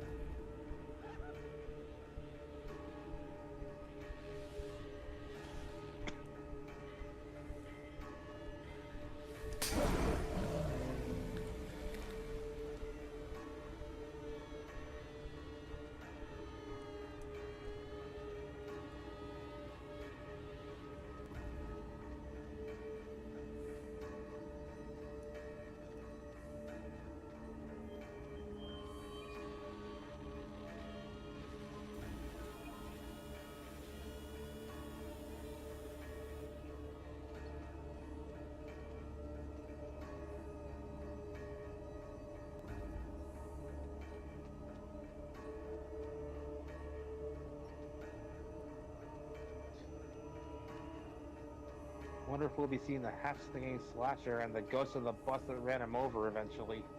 I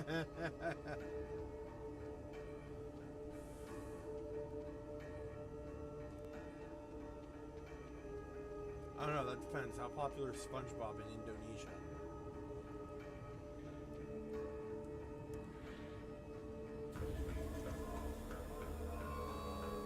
I honestly don't know. That is a good question. I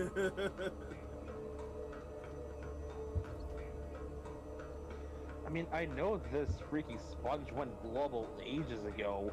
Yeah.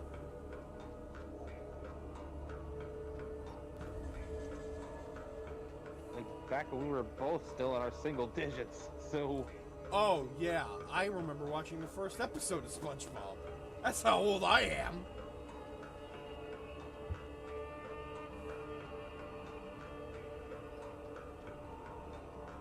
Remember they made a big deal about it too. It's like Nickelodeon's brand new original cartoon, SpongeBob SquarePants. I'm so old. I remember when... I'm trying to remember the name. I remember the original ending of Just One Bite.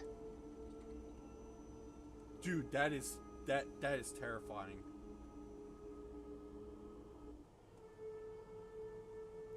It's just A statue, yeah. That's not a statue. That's a tiger. That's not a statue. That's not a statue.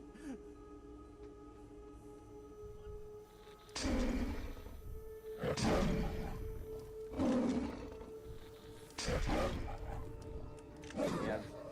Like, that is basically how old I am. I remember the original ending for the episode Just One Bite. Well, Which one was that again? I remember the deleted scene from Just One Bite.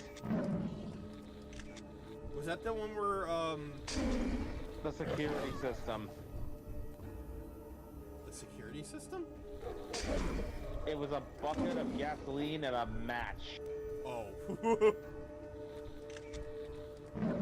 Just One Bite was the episode where SpongeBob eventually, and I put this in massive air quotes, convinces Squidward to try a Krabby Patty.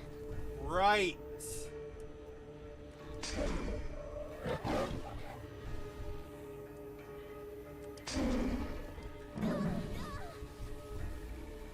I remember that. What? Will I blow up? No, worse! You'll go straight to your thighs!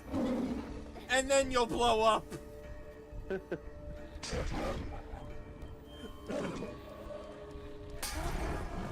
You just can't beat the old SpongeBob humor. Yeah, they were actually thinking.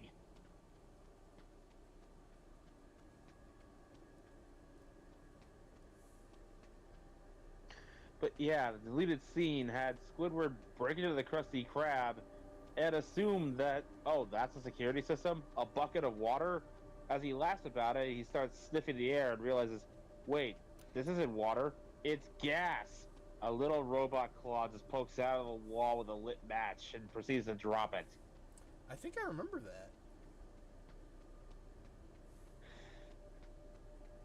Yeah, that was in the original broadcast and in some of the DVD releases, but it got removed for being, and I quote, too violent. I mean, I can... Yeah, I can see where they're coming from. Yeah, I don't blame them. I just happen to miss it. Did they replace it with anything, or? A zoom-in shot going from the door to the patty vault. Oh. The sequence is now... The entire episode is now a few seconds shorter than it used to be. All because they cut that part out. And bear in mind, it's more than one explosion. Oh. Squidward gets past the first security system to get into the kitchen, only for a second bucket to drop down and another match to be lit. Yeah, I remember that. You can find the deleted scene on YouTube if you look hard enough.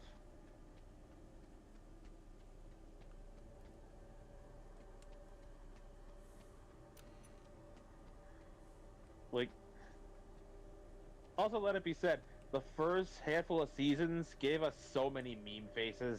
Yup.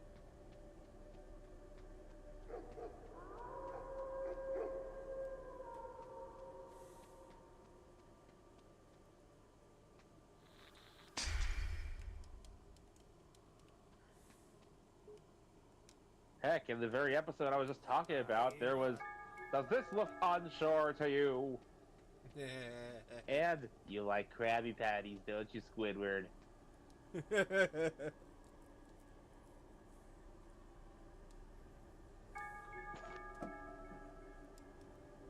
There are some people who read a little too much into things, going like SpongeBob's forcing the Krabby Patty on Squidward like some kind of drug deal or addict out of a customer.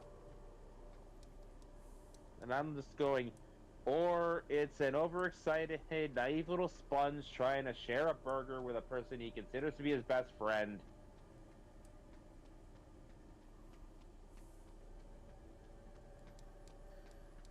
Like, come on. People really just want to make stuff dark for no reason. I think it really just boils down to the fact that SpongeBob was willing to handcuff himself to Squidward until he tried the burger. Yeah. Okay. I forgot he did that. Right after Squidward asks, how long are you prepared to keep this up? You hear the sound of the handcuffs clicking.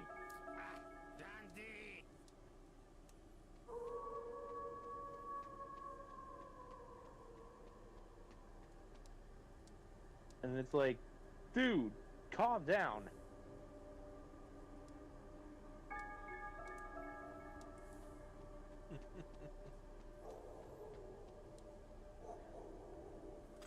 And then we see what happens when he is presented with an opinion that he doesn't share. He struggles to process it for a moment.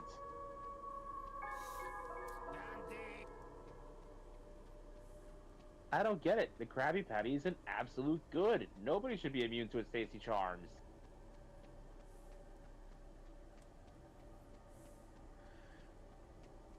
Ultimately, SpongeBob learns that not everybody has to like the same thing from this.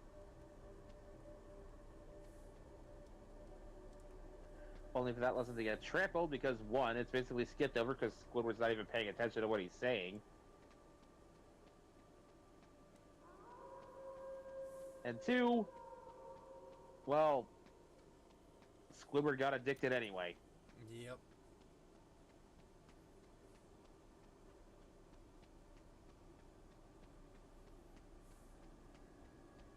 I'm convinced that if there actually is a secret formula there, like a secret ingredient to these burgers, it's something hideously illegal and addictive that the FDA would go, whoa, at.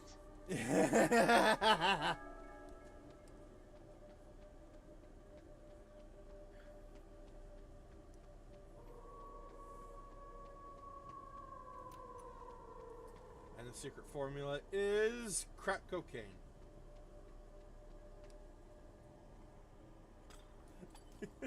I mean, that'll explain everybody in Bikini Bottom.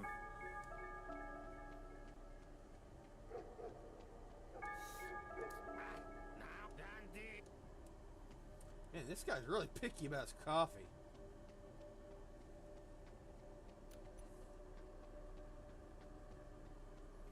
I've given him like 3 or 4 different flavors of coffee, and he has said,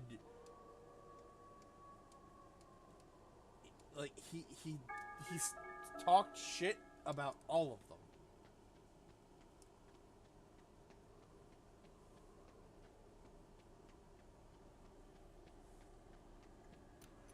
It is at that point you find the nearest loose pipe and you smack him over the head with it.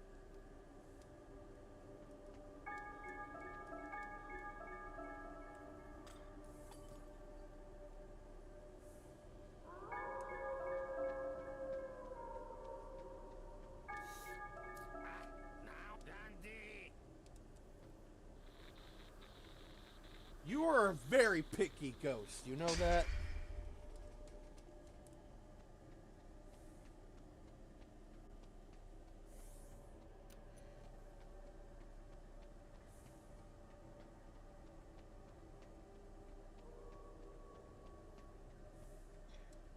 Two hours, 2 minutes. Alright. We're gonna get through this. Oh, by the way, I don't know if you ever saw the end of the stream yesterday. Oh, yes, I did. I saw that ending. Yeah, like, what the fuck was that? And the best part is that the next episode, I think it's called From the Woods, is a sequel to The Nanny.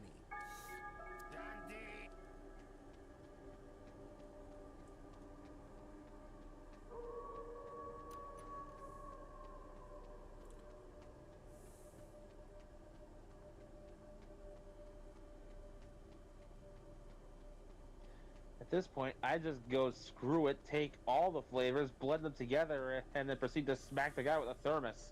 Unfortunately, I can only take one at a time, because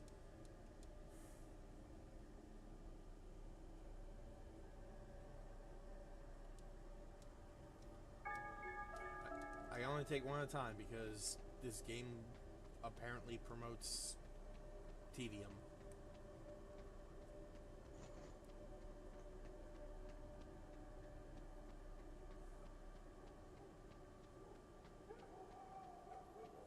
You should really be making a list how many flavor varieties there are and what ones he's already said no to. Well, we're not repeating any of the ones that we give him.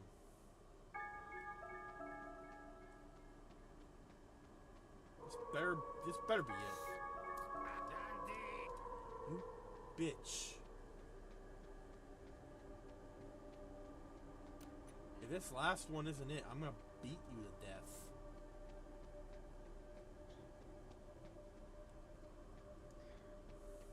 Nah, not quite that far. But I will knock you out. Oh, great, there's 2 of them.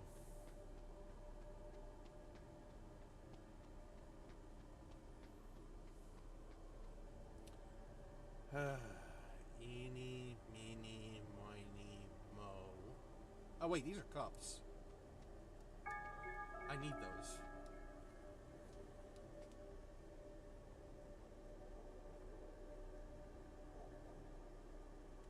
The finest blend to please the dead. If this doesn't work.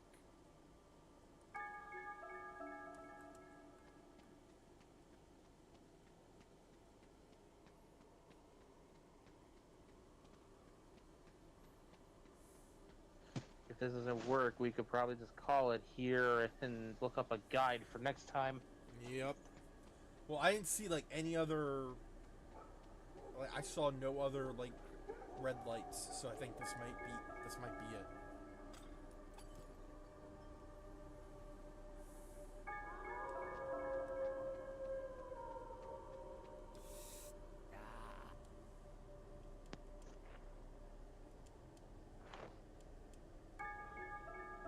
Okay, this one's it. Yep.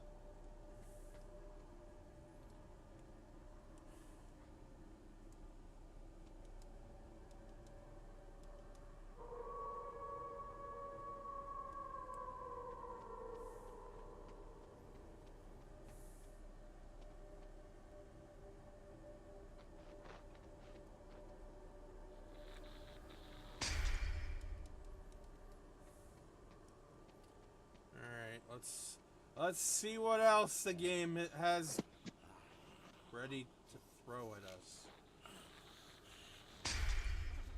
Oh, not these things again.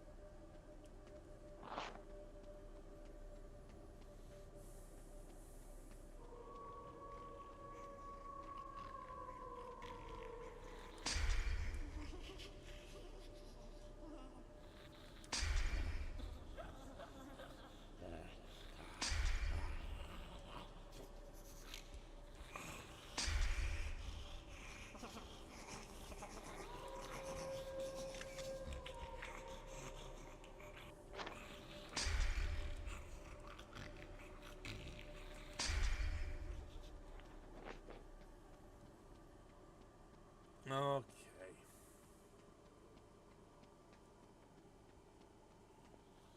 Let's see what we got.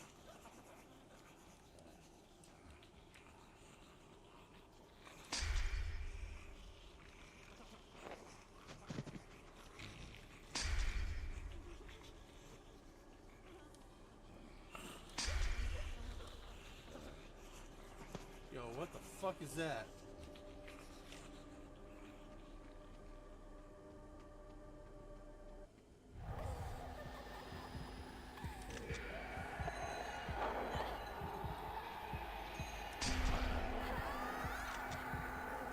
Woohoo!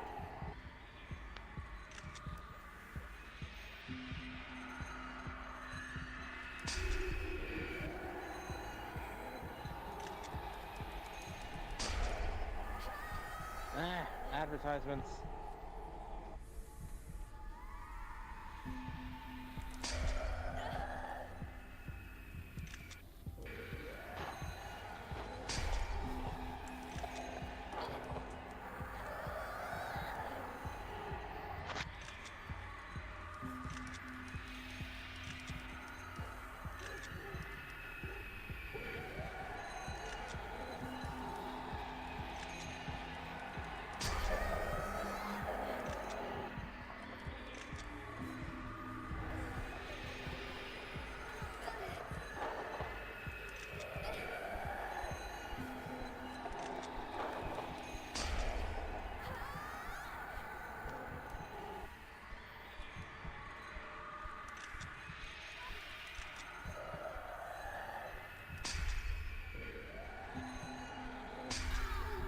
Ah, I need to do a charge shot.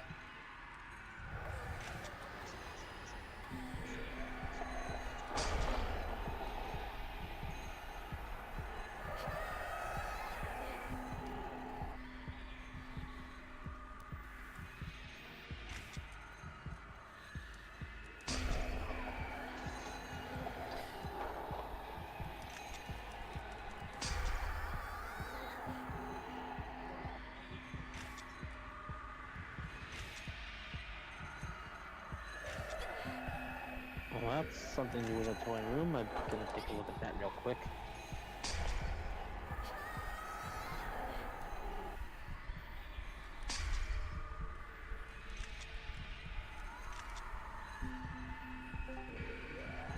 Hello? Hello. Hey, Silas. Hey.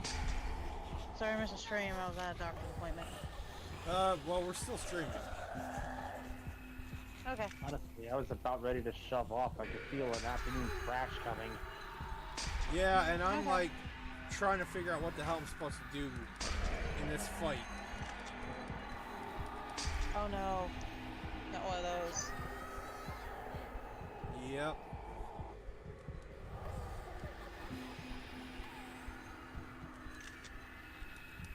Got my tears plushie finally. I saw. Although my Alistair mic wound up in PA after going to Wilmington, and now is in Salt Lake City. fuck is going on with your mic, Alistair? It was like, okay, we're in Wilmington, soon to be to you. Suddenly it's in PA. Wait, what? Suddenly it's in Salt Lake City.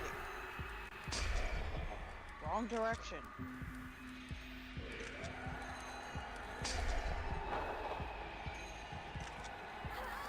Alright, I'm gonna jump off now. Alright. Bye, Mega Mon. Peace. Bye, Maker.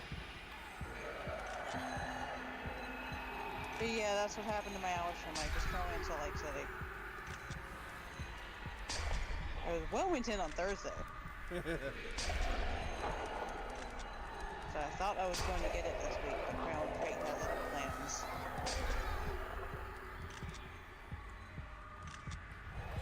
I'm not gonna complain as long as I get it before June 8th.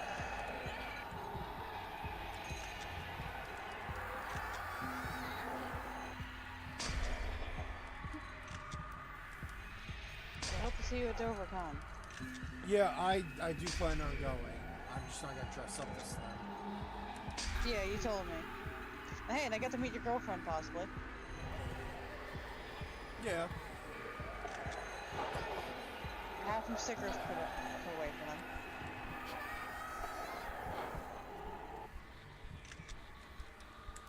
They wanted some Alistair stickers. I didn't have any Adam. I just had Hell's Residence.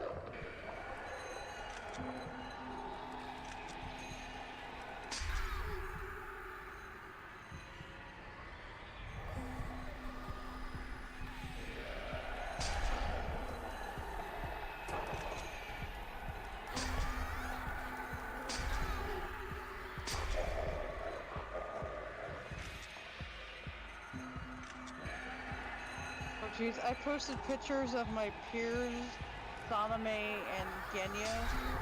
Plushie and someone had commented, I see you have a type. Hungry Angry Beans were actually cinnamon rolls. Holy shit, those tend to be my favorite characters. Have their secret gentle side. Oh shit. Yeah. I might have a type. Angry gremlins with freaking gentle sides they only show to the people they care about.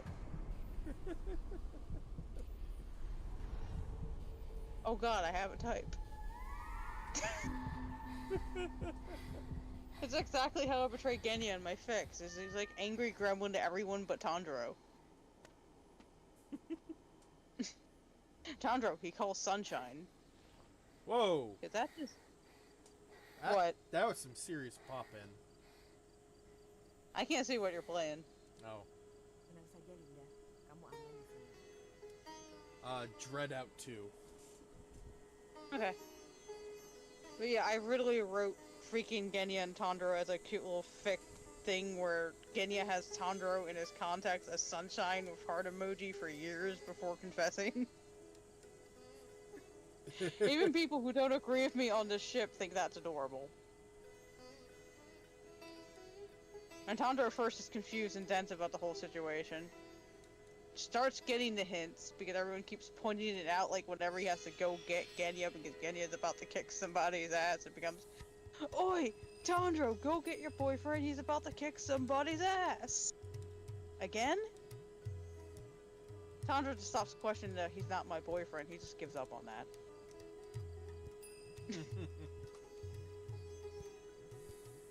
It was usually Newscape running to go get Tandro because Anitu pissed him off.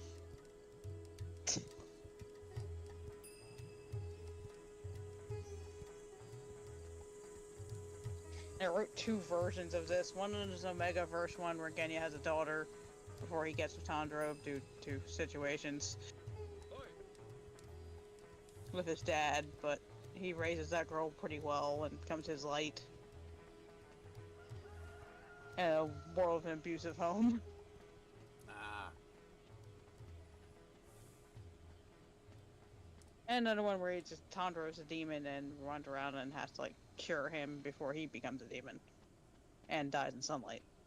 Right.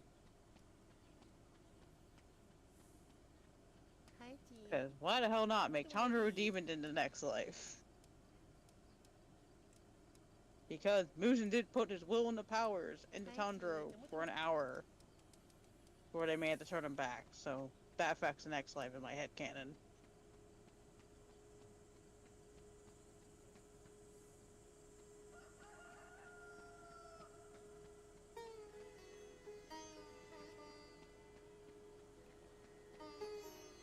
Huh, I was on the other side of the river the whole time. I was wondering where the hell I was, because, like, I didn't recognize any of that area. Oh no. And here I'm back at my apartment. Rempong banget sih.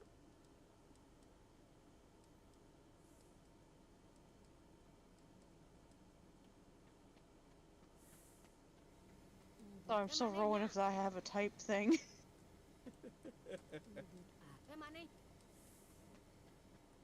I tend to like the edgy characters with gentle sides, what the fuck? Why is that a thing?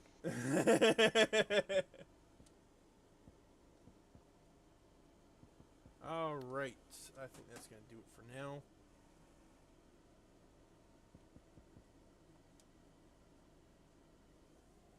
It's either that or I like the clowns, like the goofy ones that you don't think are serious and then realize that, oh no wait, they have a serious side. AK Axel. My camera stopped working again. Oh no. That's fine. I fixed it. Anyway, thank you all for watching. This has been Vegas Bear 92. Mekumon was here, and we had a surprise appearance by Silas. Yo. No stream tomorrow because it's my day off, and I also have a dentist appointment, like I mentioned at the beginning of the stream. So yeah, nothing going on tomorrow.